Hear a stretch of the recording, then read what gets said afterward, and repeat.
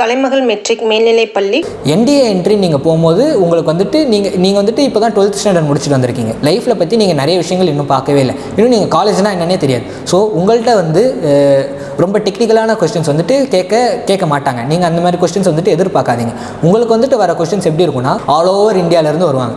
One of த இம்பார்ட்டண்ட்டான ஒரு அட்வைஸ்னால் நான் என்ன சொல்லுவேன்னா வந்துட்டு what is the best approach. நம்ம ஒரு எக்ஸாம் பார்க்குறோம், அந்த எக்ஸாம் பற்றின நமக்கு என்ன 100% உண்மை வந்துட்டு அந்த எக்ஸாமில் என்ன பண்ணணுங்கிறது வந்துட்டு நமக்கு எப்போ தெரிய வரும்னா, ஸோ வந்துட்டு இப்போது ஃபஸ்ட் அட்டெம்ப்ட் வந்துட்டு எனக்கு ஃபெயிலியர் ஆயிடுச்சு.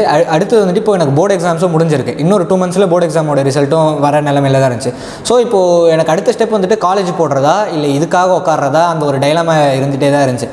நான் துருன்னு முடிவு எடுத்துருவேன், சரி நம்ம பிரேக்கர் எடுத்துருவோம் அப்படிங்கிற ஒரு முடிவு எடுத்துருவேன். ஆனால் வீட்டில் வந்துட்டு நம்ம அதை அப்ரோச் பண்ணும்போது அதாவது நம்ம இப்போ 1 வருஷம் விடுறோன்னா அது வந்துட்டு நம்மளுடைய லைஃப்பில் ஒரு செட்பேக் மாதிரி தான் கிட்டத்தட்ட.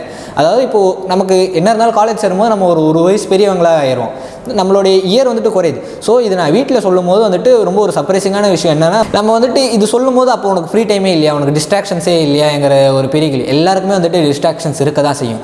ஆனால் இந்த டிஸ்ட்ராக்ஷன்ஸ்லேருந்து நம்ம எப்படி வெளியே வரதுன்னா, ஸோ இப்போ ரிட்டன் எக்ஸாமுக்கு நான் போகிறேன். என்னோடய லாஸ்ட் அட்டெம்ப்ட் அங்கே உள்ள எக்ஸாம் ஹாலில் உட்காந்ததுக்கப்புறம் மேத்தமெட்டிக்ஸ் ஃபஸ்ட்டு கொஸ்டின் பேப்பர் எடுத்து பார்க்குறேன். ஃபஸ்ட்டு 5 கொஸ்டின்ஸ் வந்து கொஞ்சம் கஷ்டமாக தான் இருந்துச்சு. எடுத்தோடனே ஃபஸ்ட் அட்டெம்ப்ட்டில் எழுதுறதுக்கும் செகண்ட் அட்டெம்ப்ட்டில் எழுதுறதுக்கும் வந்துட்டு மேஜரான ஒரு டிஃப்ரென்ஸ் என்ன, ஒன்றில் எஸ்எஸ்பி போனபோது அதில் வந்துட்டு இப்போ ஸ்க்ரீனிங் இன் ப்ராசஸ்க்குள்ளே போகிறோம். ஸ்க்ரீனிங் இன் ப்ராசஸில் 2 இதுவாக பிரிப்பாங்க. அதான் 1 OR, அதில் 2வது வந்துட்டு பிபிடிடின்னு சொல்லுவாங்க, picture perception and discussion test. இதில் வந்துட்டு என்ன பண்ணுவாங்கன்னா, ஸோ இது வந்துட்டு நம்ம எடுத்தோடனே வந்துடாது. சில விஷயங்கள், அதாவது நமக்கு டென்ஸான ஸ்ட்ரெஸ் தரக்கூடிய சுச்சுவேஷன் நம்ம இருக்கும்போது தான் நம்மளோட இன்டெலிஜென்ஸ் வந்துட்டு நம்ம எப்படி யூஸ் பண்ணுறோம் அதை வச்சு தான் நம்மளுடைய எஃபெக்டிவ் இன்டெலிஜென்ஸை கேஜ் பண்ணுவாங்க. நம்மளை டென்ஸான சுச்சுவேஷனில் போட்டுக்கணும். டென்ஸான சுச்சுவேஷன்னா எஸ்ஆர்டினா சிச்சுவேஷன் ரியாக்ஷன் டெஸ்ட். அதாவது வந்துட்டு உங்களுக்கு ஒரு சுச்சுவேஷன் தந்துடுவாங்க. ஃபார் எக்ஸாம்பிள், இப்போ நீங்கள் வந்துட்டு ரோட்டில் நடந்து போயிட்டே இருக்கீங்க, எதிர்க்க 2 போலீஸ்மேன் வராங்க, நீங்கள் என்ன பண்ணுவீங்க?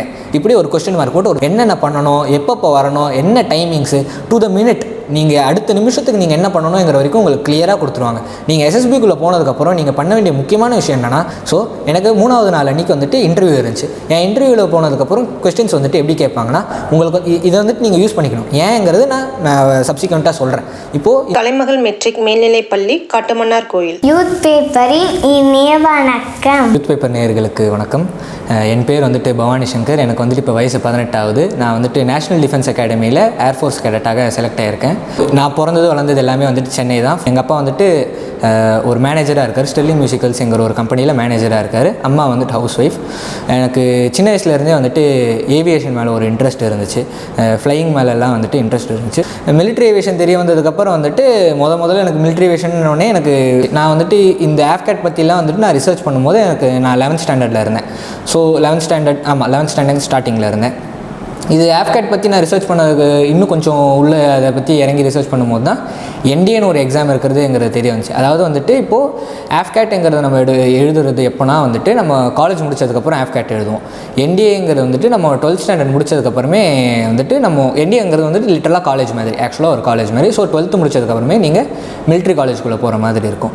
ஸோ என்டிஏ பற்றி பார்த்தேன். அதுக்கப்புறம் வந்துட்டு அதில் சேரணுன்ட்டு ஒரு எய்ம் வந்துச்சு. இப்போது எனக்கு என்டிஏ பற்றி தெரிய வந்ததுக்கப்புறம் என்டிஏக்காக என்னென்ன என்ன பண்ணணுங்கிறதெல்லாம் வந்துட்டு எனக்கு தெரியாது. இது வந்துட்டு நிறைய பேர் வந்துட்டு என்ன பண்ணுவாங்கன்னா, யூடியூப்பில் போயிட்டு வீடியோ பார்த்து ஏதாவது ஒரு வீடியோ ரேண்டமாக எடுத்து பார்ப்பாங்க. அது வந்துட்டு மோஸ்ட் ஆஃப் ஆல் ஃபுல்லாக ஃபேக்ஸாக தான் இருக்கும். பட் சில விஷயங்களில் வந்துட்டு அவங்க ஃபேக்ஸை விட்டு டிவியேட் ஆவாங்க. சில விஷயங்கள் வந்துட்டு உண்மையான விஷயங்களாக இருக்காது.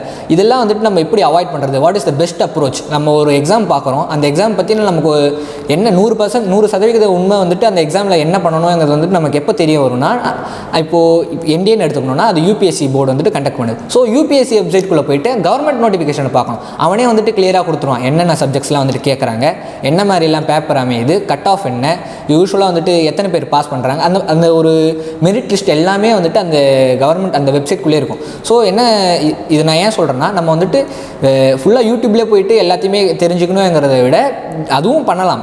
ஆனால் வந்துட்டு உங்களுக்கு வந்துட்டு ஃபுல் டு ஃபுல் கரெக்டான ஒரு இன்ஃபர்மேஷன் கிடைக்கணும்னா நீங்கள் கவர்மெண்ட் ஆக்சுவலான ஒரு வெப்சைட்குள்ளே போய்ட்டு நீங்கள் பார்க்குறது வந்துட்டு உங்களுடைய பெஸ்ட் அப்ரோச். இது வந்துட்டு நானும் பண்ணேன். அந்த கவர்மெண்ட் வெப்சைட்குள்ளே போய்ட்டு பார்த்தேன். இது பார்த்ததுக்கப்புறம் வந்துட்டு ஓகே இதில் இந்த அளவுக்கு இருக்குங்கிறது வந்துட்டு எனக்கு தெரிய வந்துச்சு. ஓகே இத்தனை சப்ஜெக்ட்ஸ் இருக்குது, நம்ம இதெல்லாம் படிக்கணுங்கிறது வந்துட்டு எனக்கு தெரிய வந்துச்சு. இதுக்கப்புறம் வந்துட்டு அதே சமயம் எனக்கு பேரலாக எனக்கு 12th ஸ்டாண்டர்டும் போயிட்டு இருந்துச்சு. 12th ஸ்டாண்டர்ட் போகும்போது வந்துட்டு எனக்கு 2 கட்டமாக தான் யோசிச்சுட்டு இருந்தேன். அதாவது நம்ம இப்போ என்டிஏ முழுசாக பார்க்கணுமா இல்லை 12th ஸ்டாண்டர்ட் ஃபுல்லாக பார்க்கணுமாங்கிற ஒரு திங்கிங் இருந்துச்சு. நான் என்ன நினச்சேன், சரி ஃபர்ஸ்ட் ஆஃப் ஆல் நம்ம போர்ட்ஸை முடிப்போம், போர்ட்ஸில் நல்ல மார்க் எடுத்ததுக்கப்புறம் நம்ம என்டிஏக்கு பார்ப்போங்கிற ஒரு அப்ரோச் தான் இருந்துச்சு. ஸோ வந்துட்டு நான் 12th ஸ்டாண்டர்ட் பாதிக்கும் போதே வந்துட்டு எங்கள் வீட்டு பக்கத்தில் இன்ஸ்டியூட்ஸ், இதுக்கான கோச்சிங் வழங்குற இன்ஸ்டியூட்ஸ் வந்துட்டு வீட்டு பக்கத்தில் என்னென்ன இருக்குங்கிறது அப்போ பார்க்கும்போது ஃபஸ்ட் எடுத்தோடனே நேஷனல் டிஃபென்ஸ் இன்ஸ்டியூட் தான் எனக்கு கிடச்சிது. அதுக்கப்புறம் வந்துட்டு நாங்கள் அங்கே அப்ரோச் பண்ணோம், அங்கே படிக்கிறதுக்காக நாங்கள் அங்கே அப்ரோச் பண்ணோம். என் நேம் ரஞ்சிதா. நான் வந்து இந்தியன் நேஷனல் டிஃபென்ஸ் இன்ஸ்டியூட்டோட அகடமிக் ஹெட்டாக இருக்கேன். லாஸ்ட் 5 இயர்ஸாக வந்து இந்த டிஃபென்ஸ் எக்ஸாம்ஸ்க்கு வந்து ட்ரைனிங் வந்து ப்ரொவைட் பண்ணிகிட்ருக்கேன். ஸோ நான் சைனிக் ஸ்கூல், மிலிட்ரி ஸ்கூல்ஸ்லேருந்து நெக்ஸ்ட்டு என்டிஏ, அப்புறம் சிடிஎஸ், சிஏபிஎஃப், இது மாதிரி கிராஜுவேட்ஸ் வந்து டிஃபென்ஸ் உள்ளே போகிறதுக்கான எக்ஸாமினேஷன், இந்த எல்லா எக்ஸாமுக்கான அகடமிக்ஸ்க்கு வந்து நான் பார்த்துக்கிறேன். ஸோ பவானி சங்கர் பொறுத்த வரைக்கும் அவர் 12th ஸ்டாண்டர்ட் என்ட்ரு ஆனதுமே வந்து இங்கே வந்து கிளாஸஸ்க்காக வந்து கேட்டாங்க. அப்போது வந்து நான் வந்து என்டிஏனா என்ன, எப்படி ப்ரிப்பேர் பண்ணணும், ஃபஸ்ட் என்னென்ன ஸ்டேஜஸ் இருக்குது அப்படின்ற மாதிரி சொன்னேன். ஃபஸ்ட் ரிட்டன் எக்ஸாமினேஷன் இருக்குது, ரிட்டன் எக்ஸாம் கிளியர் பண்ணதும் எஸ்எஸ்பி இன்டர்வியூ இருக்கும். இந்த இன்டர்வியூ வந்து எப்படி ப்ரிப்பேர் ஆகுறது, அது தொடர்ந்து வந்து இப்போ பைலட் ஆகணும்னா என்னென்ன ஆப்பர்ச்சுனிட்டி இருக்குது, இப்போ என்டிஏ தவிர்த்து அப்புறம் கிராஜுவேட்ஸ் முடிச்சு என்ட்ரி இருக்குது, இப்போது என்டிஏக்கும் அதுக்கு என்னென்ன டிஃப்ரென்ஸ், அதெல்லாம் ஒரு கிளியரான ஒரு பிக்சர் வந்து நான் கொடுத்துட்டேன் பவானிக்கு. இப்போ அவருக்கும் அவர் பேரண்ட்டும் வந்திருந்தாங்க, அவங்களுக்குமே அப்போ வந்து ஏன்னா 12th என்ட்ரு ஆகிறாங்க. இப்போ 12th போர்டு எக்ஸாமுக்கே வந்து அவங்க ஃபுல் டைம் அதுக்கே கரெக்டாக இருக்கும். போர்டு எக்ஸாம் ப்ரிப்பேர் பண்ணுறவங்களுக்கு காலையில் எழுந்திரிக்கிறோம், ஸ்கூலுக்கு போகிறோம், நைட்டு வந்து தூங்குற வரைக்கும் படிப்பாங்க. அது மாதிரி தான் போர்டு எக்ஸாம் ப்ரிப்பரேஷனே இருக்கும். இது கூடயே வந்து இப்போ என்டிஏக்குமே ப்ரிப்பேர் பண்ணணுமா, இப்போ இதுவும் விட்டுட்டு அதுவும் விட்டுட்டா என்ன பண்ணுறது, இது மாதிரி நிறைய பேரண்ட்ஸ்க்கு வந்து ஒரு டவுட் இருக்கும். ஸோ அதை வந்து நான் கிளாரிஃபை பண்ணேன் அவங்க பேரண்ட்டை. ஃபர்ஸ்ட் ஆஃப் ஆல் அவங்களுக்கும் ஒரு டபுள் மைண்டட் தாட்ஸ் இருந்துச்சு. ஓகே, பையன் ஆசைப்படுறான், சரி நம்ம இதுக்கு விட்டுட்டோம்னா இப்போ 12th விட்டுட்டா காலேஜும் நல்ல காலேஜ் கிடைக்காம போயிடும், இது மாதிரி ஒரு தயக்கத்தில் இருக்கும்போது நான் சொன்னேன், இது மாதிரி பாருங்கள் சார், ஸ்டூடெண்ட் வந்து இப்போ மேத்தமெட்டிக்ஸ், ஃபிசிக்ஸ், கெமிஸ்ட்ரி, மேக்ஸ் இருக்கிற குரூப் வந்து படிக்கிறாங்க. ஸோ அதே மாதிரி இந்த என்டிஏ எக்ஸாமில் இதே சப்ஜெக்ட்ஸ் தான் வந்து வருது. இப்போ அதே மேக்ஸ் வந்து ஒரு செப்பரேட் பேப்பர் இருக்குது, இதை வந்து ஃபிசிக்ஸ், கெமிஸ்ட்ரி, பயாலஜி படிப்பாங்க. இது கூடயே வந்து சோஷியல் சயின்ஸ் எக்ஸ்ட்ராவாக ஒரு பேப்பர் இருக்கும், அதுவும் வந்து கவர் பண்ணணும். ஸோ இந்த 2 பேப்பருக்கு 12th என்ன சிலபஸோ அதே காமன் சிலபஸ் இந்த என்டிஏ எக்ஸாமுக்கு இருக்குது. இப்போ நீங்கள் 12th படிக்கும்போது டியூஷன்ஸ் எப்படி அனுப்புவீங்க, ஈவினிங் வந்து ஓகே நம்ம போர்டு எக்ஸாம்ஸ்க்கு ஒரு டியூஷன் அனுப்புவீங்க இல்லையா, அதே போல் இதுக்கான ப்ரிப்பரேஷன் பண்ண வைக்கிறீங்கன்னா போர்டு எக்ஸாம்லேயும் ஆப்வியஸாக அந்த ஸ்கோர் வந்து நல்லா பூஸ்ட் ஆகும், பேரலாக இந்த எக்ஸாம் வந்து கிளியர் பண்ண முடியும். இது வந்து இப்போ 12th மார்க்ஸ் வந்து இந்த எக்ஸாமுக்கு வந்து தேவையே கிடையாது. ஸோ 12th வந்து பாஸ் பண்ணால் போதும். இது தொடர்ந்து என்டிஏ எக்ஸாம் வந்து கிளியர் பண்ணிட்டாங்கன்னா இப்போ அதுக்கு வந்து ஒரு பெட்டரான ஃபியூச்சர் இருக்கும். நீங்கள் காலேஜ் தேவையாலே தேவையில்லை, காலேஜுக்கு அடுத்த ஃபீஸ் கட்டணும், அதோட ஃபினான்ஷியல் இதெல்லாம் வந்து நீங்கள் யோசிக்கவே தேவையில்லை. உங்கள் பையன் வந்து 12th முடித்து எப்படி வந்து அதர் ஸ்டூடெண்ட்ஸ் வந்து காலேஜ் என்ட்ரு ஆகுறாங்களோ உங்கள் பையன் வந்து என்டிஏக்கு என்ட்ரு ஆக போகிறாரு, அங்கே 4 years டிகிரி தர போகிறாங்க அப்படின்னு சொல்லிட்டு ஒரு ஹோப் வந்து ஃபஸ்ட் நான் சொன்னேன். இதுதான் ஹோப் கிடையாது, இதுதான் ஃபேக்ட்ஸ். ஏப்ரலில் வந்து அவருக்கு 1 month கேப்லேயே எக்ஸாம் வந்து கொடுத்தாரு. அதுலேயுமே ஆக்சுவலாக வந்து மேக்ஸு, ஜிஏடி 2த்துலேயுமே குவாலிஃபை ஆகிட்டார். பட் ஓவராலாக மார்க்கு வந்து அவருக்கு வரல. ஏன்னா அவருக்கு 1 மாதம் தான் இங்கே வந்து ஃபுல்லாக படிக்கிறாரு. அவருக்கு வந்து எல்லா கொஷினும் ஸ்கூல் மாதிரி அட்டன் பண்ணி வச்சுட்டாரு. 150 கொஷினும் ஜிஏடியில் ஒரு மேக்ஸ் ஃபுல்லாக எவ்வளோ தெரியுதோ எல்லாத்தையும் அட்டன் பண்ணி வச்சுட்டாரு. ஆனால் இந்த எக்ஸாமில் நெகட்டிவ் மார்க்கிங்கும் இருக்குது. ஸோ அதுக்கு வந்து பிளான் பண்ணி எழுதணும். நீங்கள் உங்களுக்கு எவ்வளோ தெரிஞ்சாலுமே அப்படியே ஃபுல்லாக ஸ்கூல் எக்ஸாம் மாதிரி ஃபுல் மார்க் 100 out of 100 அப்படிலாம் வாங்கணும்னு அவசியம் இல்லை. இதுக்குன்னு ஒரு கட் ஆஃப் வைக்கிறாங்க, அதாவது கிட்டத்தட்ட 40% 50% தான் இது கட் ஆஃப். ஸோ அதுக்கேற்ற மாதிரி நம்ம அட்டன் பண்ணணும். நம்மளுக்கு என்ன கான்ஃபிடென்ட்டாக தெரியுதோ அதுக்கேற்ற மாதிரி நம்ம அட்டன் பண்ணும்போது இந்த எக்ஸாம் வந்து கிளியர் பண்ணிடலாம். ஸோ வந்துட்டு இப்போது ஃபஸ்ட் அட்டெம்ப்ட் வந்துட்டு எனக்கு ஃபெயிலியர் ஆயிடுச்சு. அடுத்தது வந்துட்டு இப்போ எனக்கு போர்டு எக்ஸாம்ஸும் முடிஞ்சிருக்கு. இன்னொரு 2 monthsல போர்டு எக்ஸாமோட ரிசல்ட்டும் வர நிலைமையில தான் இருந்துச்சு. ஸோ இப்போது எனக்கு அடுத்த ஸ்டெப் வந்துட்டு காலேஜ் போடுறதா இல்லை இதுக்காக உட்கார்றதா, அந்த ஒரு டைலமா இருந்துகிட்டே தான் இருந்துச்சு. நான் துருன்னு முடிவு எடுத்துருவேன், சரி நம்ம பிரேக்கர் எடுத்துருவோம் அப்படிங்கிற ஒரு முடிவு எடுத்துருவேன். ஆனால் வீட்டில் வந்துட்டு நம்ம அதை அப்ரோச் பண்ணும்போது அதாவது நம்ம இப்போ 1 வருஷம் விடுறோன்னா அது வந்துட்டு நம்மளுடைய லைஃப்பில் ஒரு செட்பேக் மாதிரி தான் கிட்டத்தட்ட. அதாவது இப்போது நமக்கு என்ன இருந்தாலும் காலேஜ் சேரும்போது நம்ம ஒரு வயசு பெரியவங்களாக ஆயிடுவோம், நம்மளுடைய இயர் வந்துட்டு குறையுது. ஸோ இது நான் வீட்டில் சொல்லும் போது வந்துட்டு ரொம்ப ஒரு சர்ப்ரைசிங்கான விஷயம் என்னென்னா வந்துட்டு என் வீட்டில் இதுக்கு இன்னும் ரொம்பவே வந்துட்டு ஒரு சப்போர்ட் இருந்துச்சு. நீ எனக்கு வந்துட்டு ஒரு டபுள் மைண்டடாக பிரேக்கர் எடுத்துடலாமான்னு இருந்தேன். ஆனால் வந்துட்டு வீட்டில் வந்துட்டு நீ எடு, பண்ண போறியா பண்ணு, பிரச்சனை இல்லை, பார்த்துக்கலாம். இப்போது ஒரு அட்டெம்ப்ட் தான் இருக்குது. நீ உன்னுடைய பெஸ்ட்டு கொடுத்தா தான் வந்துட்டு இதுலேயும் நீ கிளியர் பண்ண முடியும். சும்மா நீ காலேஜ் போய்ட்டும் வந்துட்டு கிளியர் பண்ணலாம். ஆனால் அது வந்துட்டு உனக்கு இன்னும் ப்ரெஷர் ஆட் ஆன்ஸ் தான் ஆகும். நீ ப்ரெஷர் எடுத்துக்காத. உன் ஃபைனல் அட்டெம்ப்ட் இருக்குது, உனக்கு ஆல்ரெடி நிறைய ப்ரெஷர் இருக்குது. நீ பொறுமையாக வந்துட்டு இந்த அட்டெம்ப்ட்டுக்கு மேலே ஃபோக்கஸ் பண்ணு. காலேஜ் வந்துட்டு நம்ம பார்த்துக்கலாம், நீ பிரேக் எடுத்தாலும் பிரச்சனை இல்லைன்னு வந்துட்டு வீட்டில் வச்சுட்டு சொன்னாங்க. பேரண்ட்ஸ் சொன்னதுக்கப்புறம் நான் இன்ஸ்டியூட்டுக்கு வந்தேன். டெய்லி வந்துட்டு அப்பப்போ ஆங்ஷியஸாக இருக்கும். அப்பப்போ வந்துட்டு தோணும், ஐயோ நம்ம பிரேக்கர் எடுத்துட்டோமே, கிடைக்கலன்னா என்ன ஆகுங்கிற இதெல்லாம் தோணும். அப்போ வந்துட்டு நம்ம பேசும்போது தான் எடுத்துட்டேன். இதுக்கப்புறம் வந்துட்டு உன் கையில் என்ன இருக்குது, இந்த எக்ஸாமில் வந்துட்டு நீ உன் பெஸ்ட்டு தரது தான் உன் கையில் இருக்குது. அது நடக்கிறது நடக்காதது இதெல்லாம் அப்புறம், அது தனிப்பட்ட விஷயங்கள். உன் கையில் இருக்கிறத நீ ஃபஸ்ட்டு பாருங்கிறது வந்துட்டு எனக்கு ஃபர்ஸ்ட் ஆஃப் ஆல் சொன்னாங்க. இது மட்டும் இல்லாமல் இது லாஸ்ட் அட்டெம்ப்ட் நீ ஏன் நினைக்கிறேன், உன்னோட எய்ம் நீ ஆஃபீஸர் ஆகணும், உன்னோட எய்ம் வந்துட்டு நீ பைலட் ஆகணும். என்டிஏங்கிறது வந்துட்டு உன்னுடைய நம்பர் 1 எய்மாக இப்போதைக்கு இல்லை. ஃபஸ்ட்டு நீ உன்னுடைய ஆக்சுவலான எய்ம் வந்துட்டு நீ ஒரு பைலட் ஆகணுங்கிறது தான் உன்னோட எய்ம். ஸோ என்டிஏ வந்துட்டு உனக்கு லாஸ்ட் அட்டெம்ப்ட் நீ நினச்சிக்காத. என்டிஏ இல்லைனாலும் நீ காலேஜ் சேர்ந்து கிராஜுவேஷன் முடிச்சதுக்கப்புறம் ஆஃப்கேட் எழுதலாம், சிடிஎஸ் எழுதலாம், நிறைய எக்ஸாம்ஸ் இருக்குது. உனக்கு வந்துட்டு நிறைய ஆப்பர்ச்சுனிட்டிஸ் வந்துட்டு காத்துட்டு தான் இருக்குது. இது வந்துட்டு உன்னோட ஃபைனல் ஆப்பர்ச்சுனிட்டின்னு நீ நினச்சிக்காத. இது வந்துட்டு எனக்கு ஒரு ப்ரெஷர் குக்கர் மாதிரி, அதாவது இந்த விசில் அடிக்கிற மாதிரி என்னோடய மொத்த ப்ரெஷருமே வந்துட்டு ஓரளவுக்கு குறைஞ்சிருச்சு. ஸோ எனக்கு அந்த ஃப்ரீனஸ் வந்துட்டு எனக்கு கிடச்சிது. இது கிடச்சதுக்கப்புறம் தான் வந்துட்டு நம்ம ஃபுல் ஃப்ளெஜ்டாக வந்து இதில் இறங்கினேன். அதே தான் கிளாஸஸ், அப்புறம் ஒர்க் ஷீட், கிளாஸஸ், ஒர்க் ஷீட்னு போயினே இருந்துச்சு.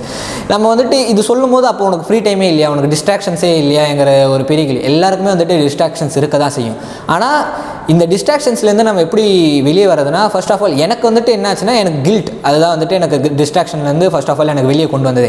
அதாவது இப்போது நான் என்ன நல்லா பண்ணியிருக்கேன், பிரேக் ஏர் எடுத்திருக்கேன், ப்ளஸ் இன்ஸ்டியூட் சேர்ந்துருக்கேன், அதுக்கு ஃபீஸ் போட்டிருக்கேன், ப்ளஸ் என்னுடைய காலேஜ் இது போகுது. நான் வந்துட்டு ஜேஇ எக்ஸாம் எதுவும் தரல, வேறு மற்ற என்ட்ரன்ஸ் எக்ஸாமும் நான் எதுவும் தரல. இதுன்னு ஃபுல் ஃப்ளெஜ்டாக இறங்கிட்டேன். இந்த டைமில் வந்துட்டு நான் என்னால் டிஸ்ட்ராக்ஷன்ஸ் அஃபோர்ட் பண்ண முடியுமா? கண்டிப்பாக கிடையாது. நம்ம வந்துட்டு இப்போது யூபிஎஸ்சி எக்ஸாம்ஸ்னு வரும்போது நம்ம கொஞ்சம் ஃபுல் ஃப்ளெஜ்டாக உட்காந்தா மட்டும்தான் அதை கிளியர் பண்ணி, அதுக்கப்புறம் அந்த ஒரு ப்ராசஸ் வந்துட்டு பெரிய ப்ராசஸ். அந்த ப்ராசஸ்க்குள்ளே நம்ம போகணுன்னா நம்மளுடைய ஃபுல் மைண்டு அதில் போடணும். டிஸ்ட்ராக்ஷன்ஸ் ஆக தான் செய்யும். இப்போ வந்துட்டு நம்மளுடைய ஃப்ரெண்ட்ஸே பார்ப்போம், அவங்களாம் வந்துட்டு வெளியே போவாங்க, அவங்க காலேஜில் வந்துட்டு ஃப்ரெஷர்ஸ் டே இருக்கும், அவங்க வந்துட்டு சுற்றுறது அதெல்லாமே வாட்ஸ்அப் குரூப்பில் வரது எல்லாமே நம்ம பார்த்துட்டே தான் இருப்போம். நமக்கு ஒரு ஏக்கம் இருக்கும், ஐயோ நம்மளாலையும் நம்ம ஃப்ரெண்ட்ஸோடு போக முடியல, நம்மளாலையும் பண்ண முடியல தோணதான் செய்யும். But we have to limit our distractions. நம்ம டோட்டலாக விட்டோன்னா நமக்கு வந்துட்டு ஒரு லிவிங் ஹெல் மாதிரி ஆயிரும். மொத்தமாக ப்ரிப்பரேஷனில் இறங்கிட்டாலும் பிரச்சனை, சுத்தமாக ப்ரிப்பரேஷனில் இல்லைனாலும் பிரச்சனை. அந்த பேலன்ஸ் வந்துட்டு ரைட் அமௌண்ட் ஆஃப் பேலன்ஸ் நம்ம ஃபைன் பண்ணணும். அது வந்துட்டு பர்சன் டு பர்சன் வேரி ஆகும்.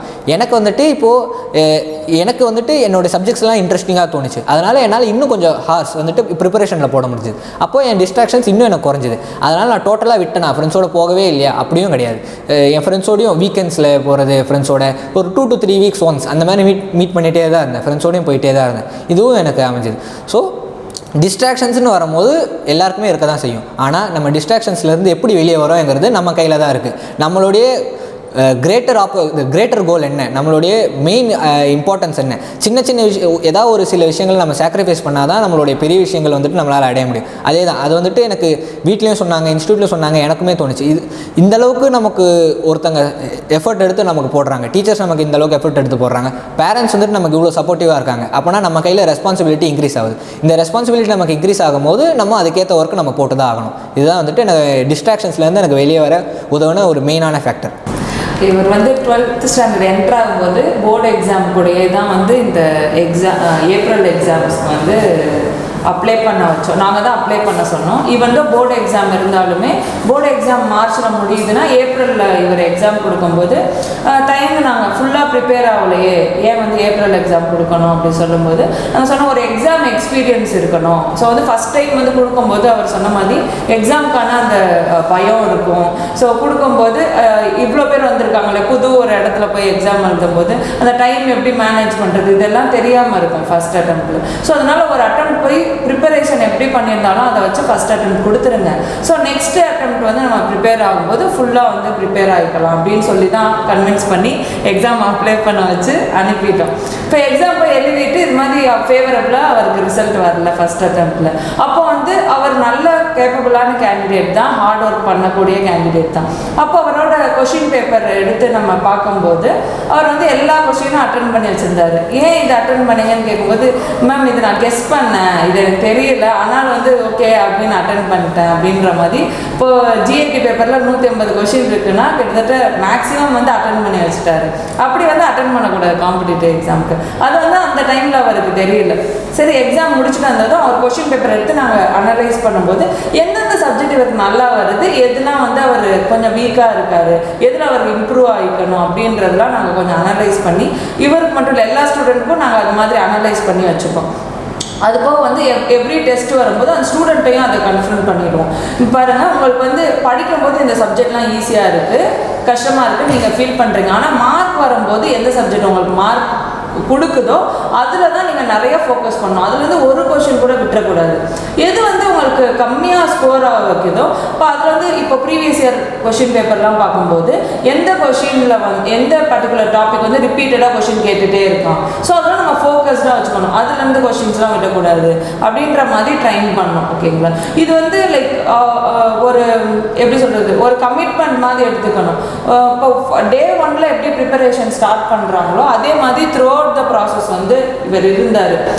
இப்போ சில பேர் நல்லா படிப்பாங்க, சில பேர் வந்து ஸ்கூலில் ஆவரேஜாக படிப்பாங்க. இப்போ 2 செட் ஆஃப் கேண்டிடேட்டும் எக்ஸாம் கிளியர் பண்ணுறாங்களா அப்படி பார்த்தீங்கன்னா, இது ஸ்கூலில் வந்து அவங்க எப்படி படிக்கிறாங்க அதெல்லாம் தாண்டி அவங்க ஃபஸ்ட்டு அது அவங்களுக்கு இன்ட்ரெஸ்ட் இருக்கணும். அந்த இன்ட்ரெஸ்ட் வந்து அவங்கள வந்து புஷ் பண்ணி உட்கார வைக்கும். இந்த 4 மாதம் காலையில் இருந்து ஈவினிங் வரைக்கும் உட்காரணும் அப்படின்னா எல்லா வேலையும் உட்கார முடியாது. ஸ்கூலில் நல்லா படித்தாலுமே அதே மேக்ஸ் தான் எங்கேயுமே சொல்லித்தராங்க. ஆனால் அவங்களால அது உட்கார முடியாது. எப்போ உட்கார முடியும்னா, எனக்கு இது வேணும், எனக்கு இது வந்து கண்டிப்பாக வேணும், நான் வந்து ஆஃபீஸராக ஆகணும் அப்படின்னு யார் வந்து டிட்டர்மைண்டாக கன்சிஸ்டண்ட்டாக யார் ப்ரிப்பேர் பண்ணுறாங்க, அந்த கன்சிஸ்டன்சி வந்து ரொம்ப முக்கியம். ஸோ எக்ஸாம் வந்துட்டு போகும்போது கான்ஃபிடென்ட்டாக தான் போனேன். எனக்கு வந்துட்டு டெஸ்ட் எல்லாம் எழுதுனதுக்கப்புறமே எனக்கு ஒரு கான்ஃபிடன்ஸ் வந்துருச்சு. ஜிஏடி கண்டிப்பாக நான் கிளியர் பண்ணிடுவேன், எனக்கு ஒரு கான்ஃபிடன்ஸ் இருந்துச்சு. ஓவரால் கட்டப்பு கண்டிப்பாக கிளியர் பண்ணிடுவேன். மேத்தமேட்டிக்ஸ் வந்துட்டு எனக்கு கொஞ்சம் ப்ராப்ளமேட்டிக்காக தான் இருந்துச்சு. மேக்ஸ் வந்துட்டு நான் பாஸ் பண்ணிட்டேன்னா எனக்கு எக்ஸாம் பாஸ் பண்ணிடுவேன், அந்த ஒரு கான்ஃபிடன்ஸ் எனக்கு இருந்துச்சு. ஸோ என்னுடைய ஃபஸ்ட்டு காலையில் வந்துட்டு மேத்தமேட்டிக்ஸ் வைப்பாங்க, ஆஃப்டர்நூன் வந்துட்டு ஜிஏடி வைப்பாங்க. ஸோ மேத்தமேட்டிக்ஸ் பேப்பர் தான் வந்துட்டு என்னுடைய மெயின் கான்சன்ட்ரேஷனாக இருந்துச்சு. ஃபார்முலாஸ்லாம் ரிப்பீட்டடாக சொல்லிகிட்டே போகும்போதே வந்துட்டு எங்கள் அப்பாட்டையும் இதே தான் சொன்னேன். அவருமே வந்துட்டு எங்கள் அப்பா தான் அக்கம்பெனி பண்ணியிருந்தார். போகும்போது அவர் வந்துட்டு எனக்கு மோட்டிவேஷன் எல்லாமே கொடுத்துட்டு தான் இருந்தார். ஓகே, ரிலாக்ஸ்டாக, ஒன்றும் பிரச்சனை இல்லை, பொறுமையாக பண்ணு, கொஸ்டின்ஸ் எல்லாம் பொறுமையாக அட்டன் பண்ணு, இத்தனை கொஸ்டின்ஸ் தேவையில்லாமல் கொஸ்டின்ஸ்லாம் அட்டன் பண்ணாத. ஏன் வீட்டில் எங்கே என்னென்னலாம் நான் தப்பு பண்ணணும் அது எல்லாமே வீட்டுக்கும் ஃபீட்பேக் கொடுத்தாச்சு. ஸோ அவங்களுக்கும் வந்துட்டு தெரியும் என்னுடைய நான் என்னென்ன ப்ராசஸ் போனேங்கிறது வந்துட்டு அவங்களுக்கு தெரியும். அப்போ தான் வந்துட்டு அவங்களாலேயும் வந்துட்டு எனக்கு கைடன்ஸும் தர முடிஞ்சுது. ஸோ பேரண்ட்ஸும் வந்துட்டு நல்லா சப்போர்ட்டிவாக நீ பொறுமையாக பண்ண அந்த மாதிரி சொன்னாங்க. ஸோ இப்போ ரிட்டன் எக்ஸாமுக்கு நான் போகிறேன். என்னோடய லாஸ்ட் அட்டெம்ப்ட் அங்கே உள்ள எக்ஸாம் ஹாலில் உட்காந்ததுக்கப்புறம் மேத்தமெட்டிக்ஸ் ஃபஸ்ட்டு கொஸ்டின் பேப்பர் எடுத்து பார்க்குறேன். ஃபஸ்ட்டு 5 கொஸ்டின்ஸ் வந்து கொஞ்சம் கஷ்டமாக தான் இருந்துச்சு. எடுத்தோடனே அதை போட முடியல. சரி, 5 கொஸ்டின் தான் பரவாயில்ல, மிச்ச கொஸ்டின்ஸுக்கு போவோம் அப்படின்னு சொல்லிட்டு மற்ற கொஸ்டின்ஸ் எல்லாம் பார்க்கும்போது வந்துட்டு ஓகே, ஒரு சில கொஸ்டின்ஸ்லாம் ஈஸியாக இருந்துச்சு. ஈஸியான கொஸ்டின்ஸ் எல்லாம் ஃபர்ஸ்ட் ஆஃப் ஆல் எல்லாத்தையும் சால்வ் பண்ணிவிட்டு கொஸ்டின் பேப்பரை ஃபுல்லாக ஃபஸ்ட்டு எடுத்தோடனே படித்தேன்.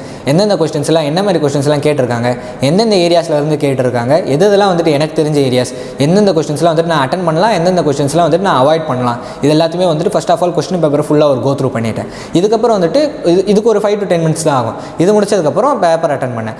மேத்தமேட்டிக்ஸ் பேப்பர் முடிச்சுட்டு வந்ததுக்கப்புறமே வந்துட்டு எந்தெந்த கொஸ்டின்ஸ்லாம் வந்துட்டு கன்ஃபார்ம் கரெக்டுங்கிறது வந்துட்டு நமக்கே தெரியும். ஸோ அது எல்லாத்தையுமே வந்து கன்சல்டேட் பண்ணேன். ஸோ எந்தெந்த கொஸ்டின்ஸ்லாம் வந்துட்டு தப்பாக இருக்கலாம்ங்கிற கொஸ்டின்ஸையும் நான் கன்சல்டேட் பண்ணேன். ரெண்டுத்துக்கும் வந்துட்டு பாசிட்டிவ் நெகட்டிவ் அங்கேயே நானே கால்குலேஷன் போட்டு செக் பண்ணும்போது பாஸ்ன்னு வந்துருச்சு. ஸோ இது வந்துட்டு எனக்கு இன்னொரு பூஸ்ட்டாக இருந்துச்சு, confidence boost. Okay, mathematics pass ஆயாச்சு, ஜிஐடி மட்டும்தான் இருக்குது அங்கும்போது. அதுக்கப்புறம் ஆஃப்டர்நூனில் வந்துட்டு கொஞ்சம் ஜிஐடி எடுத்து ரிவைஸ் பண்ணிவிட்டு முடிச்சுட்டு ஜிஐடி பேப்பருக்கு போயிட்டேன். ஜிஐடி பேப்பர் போகும்போது ஜிஐடி பேப்பர் எனக்கு ஈஸியாகவே இருந்துச்சு. ஸோ ஃபுல் ஃப்ளெஜ்டாக அதில் உட்காந்து மேக்ஸிமம் டைம் அதுக்கு ஸ்பெண்ட் பண்ணி பொறுமையாக ஒரு கொஸ்டினாக உட்காந்து பார்த்து இதே தான் ஃபஸ்ட்டு ஸ்டார்டிங் எடுத்தோன்னே கொஸ்டின் பேப்பர் அனலைஸ் பண்ணுறது தான். என்னென்ன கொஸ்டின்ஸ்லாம் வந்துட்டு ஈஸியாக இருந்துச்சோ அதெல்லாம் ஃபஸ்ட்டு சால்வ் பண்ணிவிட்டு அதுக்கப்புறம் வந்துட்டு இந்த ஓஎம்ஆரில் மார்க் பண்ணும்போது வந்துட்டு கரெக்டான சீரியலோடு நம்ம மார்க் பண்ணுறோமா அதெல்லாம் வந்துட்டு கொஞ்சம் பொறுமையாக டைம் எடுத்து பண்ணேன். ஃபஸ்ட் அட்டெம்ப்ட்டில் எழுதுறதுக்கும் செகண்ட் அட்டெம்ப்ட்டில் எழுதுறதுக்கும் வந்துட்டு மேஜரான ஒரு டிஃப்ரென்ஸ் என்னென்னா, ஃபஸ்ட் அட்டெம்ப்ட் போது அந்த ஆங்ஸைட்டி ஃபஸ்ட் அட்டெம்ப்ட் போது இருந்த அந்த ஒரு ஆங்ஸைட்டி எனக்கு செகண்ட் அட்டெம்ப்ட் போது இல்லை. என்ன தான் வந்துட்டு இது என்னுடைய ஃபைனல் அட்டெம்ப்டாக இருந்தாலும் சரி, இதுக்கப்புறம் வந்துட்டு எனக்கு என்டிஏ போகிறதுக்கான சான்சஸே இல்லை. இது எல்லாமே வந்துட்டு it was looming large across my head. இது எல்லாமே இருந்த போதுமே வந்துட்டு அந்த ஒரு ஆங்ஸைட்டி வந்துட்டு எனக்கு இல்லை. ஏன்னா வந்துட்டு எக்ஸாம் வந்தாச்சு, நம்ம எக்ஸாம் மேலே மட்டும்தான் கான்சன்ட்ரேட் பண்ணணும். மற்ற எக்ஸ்டர்னல் ப்ரெஷர்ஸ் வந்துட்டு நம்ம அப்ளை பண்ணிக்கூடாது நம்ம மேலே. அது வந்துட்டு அதில் நான் கான்ஷியஸாக ஒரு எஃபர்ட் போட்டிருந்தேன், அதை பண்ணி வைக்கவே கூடாது. ஏன்னா நம்மளை நாமே வந்துட்டு இது பண்ணிக்கூடாது, ப்ரெஷர் நமக்கே நம்ம டோட்டலாக ப்ரெஷரே இல்லைனாலும் நம்மளே நம்ம செல்ஃப் ப்ரெஷர் பண்ணிப்போம். அது வந்துட்டு பண்ணிக்கூடாதுன்னு ஒரு மைண்ட் செட்டோடு தான் போனேன். ஸோ அது எல்லாமே வந்துட்டு கரெக்டாக அமைஞ்சுது. ஸோ அதுக்கப்புறம் எக்ஸாம் முடிச்சதுக்கப்புறமே ஃபுல் கான்ஃபிடென்ட்டாக தான் இருந்தேன். இப்போ மார்க் வந்துட்டு நல்ல மார்க்கே வந்துச்சு. கால்குலேஷன் வந்துட்டு இங்கே இன்ஸ்டியூட் வந்ததுக்கப்புறம் ஃபுல்லாக கால்குலேஷன்ஸ் எல்லாமே போட்டோம். ஸோ அந்த மார்க் வந்துட்டு ஒரு நல்ல கட் ஆஃபே வந்துச்சு. ஸோ வந்துட்டு ஃபுல் ஹாப்பி எக்ஸாம் முடிச்சதுக்கப்புறம். ஸோ இப்போது ரிட்டன் எக்ஸாம் முடிச்சதுக்கப்புறம் ஃபுல் கான்ஃபிடன்ஸ், ஃபுல் ஹாப்பியாக இருக்கிறேன். ஓகே, பேப்பர் கிளியர் ஆகிடுச்சு. அப்போ தான் வந்துட்டு எனக்கு ரியலைஸ் ஆகுது. நான் பார்க்குறேன், இப்போது 12th நம்ம ஃபஸ்ட் அட்டம்ப்ட்லேயும் போனதுக்கப்புறம் லாஸ்ட் அட்டம்ப்ட்டுங்கிறது நம்ம கிளியர் பண்ணது, நம்ம எந்த அளவுக்கு எஃபர்ட் போட்டோம், இந்த எஃபர்ட்டுக்கு வந்துட்டு ஒரு ஃப்ரூட் கிடைக்கிது, இந்த எஃபர்ட் வந்துட்டு நமக்கு ஒர்க் அவுட் ஆகுதுங்கிற போது நமக்கு ஒரு பூரிப்பு இருக்க தான் செஞ்சு. எனக்கு வந்துட்டு ரொம்பவே ஹாப்பியாக இருந்துச்சு. வீட்லேயுமே வந்துட்டு எல்லாருமே ரொம்ப ஹாப்பியாக இருந்தாங்க. அதெல்லாமே வந்துட்டு நம்ம பார்க்கும்போது ஓகே, ஒரு பாதி முடிஞ்சு போச்சு. இப்போ நம்ம ரிட்டன் எக்ஸாம் முடிச்சாச்சு, இதுக்கப்புறம் SSB அந்த ஒரு கான்ஷியஸான ஒரு தாட்டும் இருந்துச்சு. But it is time for celebration. So வந்துட்டு கொஞ்சம் ஒரு 10 days பிரேக் எடுத்துகிட்டு அதுக்கப்புறம் திரும்ப ரிவர்ட் பேக் ஆகலாம்ங்கிற ஒரு ஃபீலிங்கில் தான் இருந்தேன். ஸோ இப்போது இந்த 10 days பிரேக் போது தான் வந்துட்டு எனக்கு ஃபுல் ரியலைசேஷன் நடந்துச்சு. நம்ம என்ன பண்ணியிருக்கோம் ஆக்சுவலாக வந்துட்டு இந்த ஒரு கஷ்டமான எக்ஸாம் வந்துட்டு நம்ம கிளியர் பண்ணியிருக்கோம். எல்லாராலையும் வந்துட்டு ஈஸியாக கிளியர் பண்ணிட முடியாது. நம்மளால் வந்துட்டு இப்போ பண்ணியிருக்கோங்கிற போது நம்மளுடைய ஒரு செல்ஃப் கான்ஃபிடன்ஸ் ஒரு பூஸ்ட் இருந்துச்சு. இப்போ ரிட்டன் எக்ஸாம் முடிச்சதுக்கப்புறம் வந்துட்டு ரிசல்ட் வந்துச்சு. ரிசல்ட் வந்ததுக்கப்புறம் பாஸுங்கிற ரிசல்ட் வந்துருச்சு. அதுக்கப்புறம் வந்துட்டு இப்போ நாங்கள் SSBக்காக வெயிட் பண்ணிவிட்டு SSBயோட ப்ரிப்பரேஷன் போயிட்டு இருந்துச்சு. ஸோ இப்போ SSBங்கிறது வந்துட்டு என்னென்னு பார்த்தோன்னா வந்துட்டு SSBங்கிறது ஒரு 5 days ப்ராசஸ். இதில் வந்துட்டு 3 விதமாக நம்மளை வந்துட்டு டெஸ்ட் பண்ணுவாங்க. மனசா, வாட்சா, கர்மானா சொல்லுவாங்க. அதாவது நம்மளுடைய மனசு, நம்ம எப்படி பேசுகிறோம், நம்மளுடைய செயல் எப்படி இருக்குது, இதெல்லாம் வந்துட்டு 3 விதமாக டெஸ்ட் பண்ணுவாங்க. இந்த 3 விதமாக டெஸ்ட் பண்ணுறதுக்கு 3 ஆஃபீஸர்ஸ் இருப்பாங்க. மனசா, அதாவது வந்துட்டு நம்மளுடைய தாட்ஸ், அதை பார்க்குறது வந்துட்டு சைக்காலஜிஸ்ட் பார்ப்பாங்க. வாட்சா, அதாவது நம்மளுடைய ஸ்பீக்கிங் ஸ்கில்ஸ், அதை பார்க்குறது வந்துட்டு இன்டர்வியூங் ஆஃபீஸர் பார்ப்பாங்க. கர்மானாங்கிறது வந்துட்டு நம்மளுடைய டீட்ஸ், ஆக்ஷன்ஸ், அதை பார்க்குறது வந்துட்டு குரூப் டெஸ்டிங் ஆஃபீஸர் வந்துட்டு பார்ப்பாங்க. ஸோ SSBங்கிறது பேசிக்காக சொல்ல போனோம்னா OLQஸ்னு ஒரு டாபிக் இருக்குது. அதாவது ஆஃபீஸர் லைக் குவாலிட்டிஸ். அதில் ஒரு 15 ஆஃபீஸர் லைக் குவாலிட்டிஸ் இருக்குது. இது வந்துட்டு எல்லாருக்குமே வந்துட்டு இன்பில்ட்டாக இருக்கும். அது வந்துட்டு ரெக்வயர்டான லெவலில் எல்லாருக்கும் கேண்டிடேட்ஸுக்கு வந்துட்டு ரெக்வயர்டான லெவலில் இருக்கா, அப்படி அந்த ரெக்வயர்டான லெவலில் இருக்கிற கேண்டிடேட்ஸ் வந்துட்டு பிக்கப் பண்ணுவாங்க. அதுக்கான ப்ராசஸ் தான் வந்துட்டு இந்த SSB. ஸோ இப்போது என்னுடைய SSB வந்துட்டு January 15th காந்தி நகரில் போட்டிருந்தாங்க. 3 AFSB காந்தி நகரில் போட்டிருந்தாங்க. ஸோ January 15th அங்கே போய் ரிப்போர்ட் பண்ணோடனே காலையில் வந்துட்டு என்ன வைப்பாங்கன்னா, ஃபஸ்ட்டு உங்களுக்கு பிரேக்ஃபாஸ்ட் அங்கேயே கொடுத்துருவாங்க. ஸோ உங்களுக்கு ஏர்லி மார்னிங் ரிப்போர்ட் பண்ணுற மாதிரி இருக்கும். 6:30 வந்துட்டு ரிப்போர்ட்டிங் டைம் போடுவாங்க. நீங்கள் அதுக்கு முன்னாடியே போகிறது உங்களுக்கு பெஸ்ட். நீங்கள் ரிப்போர்ட் பண்ணதுக்கப்புறம் வந்துட்டு உங்களுக்கு பிரேக்ஃபாஸ்ட் இருக்கும். பிரேக்ஃபாஸ்ட்டுக்கு அப்புறம் வந்துட்டு உங்களுக்கு ப்ரீஃபிங் இருக்கும். ஒரு பெரிய ஹாலுக்கு கூட்டின்னு போயிட்டு அங்கே உங்களை மாதிரி நிறைய கேண்டிடேட்ஸ் வருவாங்க. நான் போன இடத்துல வந்துட்டு 133 கேண்டிடேட்ஸ் வந்திருந்தாங்க. ஸோ எங்கள் 133 பேருமே வந்துட்டு ஒரு ஹால் கூட்டின்னு போயிட்டு அங்கே ப்ரீஃபிங் கொடுத்தாங்க. என்னென்ன பண்ண போகிறோம் இன்றைக்கி நாளோட ஃபஸ்ட் ஆக்ஷன் என்ன. ஃபஸ்ட் ஆக்ஷன் வந்துட்டு எங்களுக்கு OIR வச்சுருந்தாங்க, ஆஃபீஸர் இன்டெலிஜென்ஸ் ரேட்டிங். அதாவது வந்துட்டு இப்போது கொஸ்டின்ஸ் இருக்கும், பேசிக்கான அரித்மெட்டிக் கொஸ்டின்ஸ் மாதிரி இருக்கும், டைரக்ஷன்ஸ் வச்சு கொஸ்டின்ஸ் வரும். அது வந்துட்டு OIRனு நம்ம போட்டாலே நெட்லேயே நிறைய வரும் அதை பற்றின. இப்போ NDAலேருந்து நம்ம போகிறோங்கிறதுனால ரிட்டன் எக்ஸாம்லேயே நம்மளுடைய இன்டெலிஜென்ஸை வந்துட்டு டெஸ்ட் பண்ணிகிட்டு இருப்பாங்க. மேத்தமெட்டிக்ஸ்லையும் இருக்கும், அது இல்லாமல் GAT பார்ட்லையுமே வந்துட்டு இன்டெலிஜென்ஸ் டெஸ்ட் ஆயிரும். அதனால் இந்த எக்ஸாம் ரிட்டனில் வரவங்களுக்கு வந்துட்டு OIR கொஞ்சம் ஈஸியாக தான் இருக்கும். அதனால் இந்த சிலர்லாம் வந்துட்டு நான் பார்த்துருக்கேன், ப்ரிப்பரேஷன் போது ஃபுல் டு ஃபுல் OIRலேயே ஃபோக்கஸ் பண்ணுவாங்க. அது ரொம்ப இம்பார்ட்டன்ட்ங்கிற மாதிரி ஃபோக்கஸ் பண்ணுவாங்க. அதுவும் இம்பார்ட்டன்ட் தான், இல்லைன்னு சொல்லலை. பட் நீங்கள் உங்களோட இன்டெலிஜென்ஸ் வந்துட்டு ரிட்டன் போதே இந்த உங்களுக்கு டெஸ்ட் பண்ணிடுவாங்க. ஸோ வந்துட்டு நீங்கள் அதுக்கு அவ்வளோ இது தரணும்னு அவசியம் இல்லை. OIR இருந்துச்சு காலையில். OIR வந்துட்டு 2 பேப்பர் இருந்துச்சு. ஒன்று வந்துட்டு வெர்பல், இன்னொன்று வந்துட்டு நான் வெர்பல். அதாவது 50 questions in 22 minutes. அந்த மாதிரி டைமிங்ஸ் மாறும். அது ஒரு என்ட்ரிக்கு பொறுத்த மாதிரி டைமிங்ஸ் வரும். என்னுடைய என்ட்ரி போது 2 set of 50 questions, 22 minutes each, இந்த மாதிரி கொடுத்துருந்தாங்க. இது முடிஞ்சதுக்கப்புறம் ஒரு 10 to 15 minutes பிரேக் இருந்துச்சு. திரும்ப ஒரு ப்ரீஃபிங் கொடுத்தாங்க. அது வந்துட்டு எங்களுக்கு இப்போது நாங்கள் ஸ்க்ரீனிங்னு ஒரு ப்ராசஸ் இருக்குது. Day 1 SSB போனபோது அதில் வந்துட்டு இப்போ ஸ்க்ரீனிங் இன் ப்ராசஸ்க்குள்ளே போகிறோம். ஸ்க்ரீனிங் இன் ப்ராசஸில் 2 இதுவாக பிரிப்பாங்க. அதான் 1 OIR, அதில் 2வது வந்துட்டு PPDTன்னு சொல்லுவாங்க, picture perception and discussion test. இதில் வந்துட்டு என்ன பண்ணுவாங்கன்னா, ஒரு ஃபோட்டோகிராஃப் காட்டுவாங்க. அது வந்துட்டு கொஞ்சம் பிளரியாக இருக்கும். அந்த ஃபோட்டோகிராஃபை வச்சு நம்ம ஒரு கதை எழுதணும். அந்த கதை எழுதுறதுக்கு சில க்ரைட்டீரியா இருக்குது. அதாவது நம்ம கொடுக்குற ஷீட்டில் ஒரு பாக்ஸ் இருக்கும். இப்போது நம்ம ஃபோட்டோவில் சில கேரக்டர்ஸ்லாம் காட்டுவாங்க. அந்த கேரக்டர்ஸ்லாம் வந்துட்டு நம்ம பாக்ஸில் டெபிக்ட் பண்ணணும். அதாவது அவங்களோட ஏஜ், மூட், செக்ஸ், இது வந்துட்டு நம்ம டெபிக்ட் பண்ணணும். இது முடிஞ்சதுக்கப்புறம் ஆக்ஷன் நம்ம எழுதணும். அதாவது கதைக்கு ஒரு டைட்டில் மாதிரி. அதுக்கப்புறம் ஸ்டோரி எழுதணும். இது இருக்கும். இதுக்கு ஒரு டைமிங் இருக்குது. அதாவது இப்போது நம்ம கதையை இந்த ஃபோட்டோவை பார்க்குறதுக்கு வந்துட்டு 30 seconds டைம் இருக்கும். அதுக்கப்புறம் வந்துட்டு அந்த பாக்ஸை ஃபில் பண்ணுறதுக்கு 1 minute டைம். அதுக்கப்புறம் அந்த ஸ்டோரி எழுதுறதுக்கு 4 minute time. So in total 5.5 minutes time வந்துட்டு நம்ம கொடுப்பாங்க. இந்த ப்ரீஃபிங் வந்துட்டு அங்கே போனவொடனே எங்களுக்கு கொடுத்தாங்க. இது கொடுத்ததுக்கப்புறம் 2 to 3 மினிட்ஸில் எங்களுடைய ஃபோட்டோவை காமிச்சாங்க. அதை காமிச்சோடனே நாங்கள் எல்லாருமே வந்துட்டு எங்களுடைய ஸ்டோரி எழுதிட்டோம்.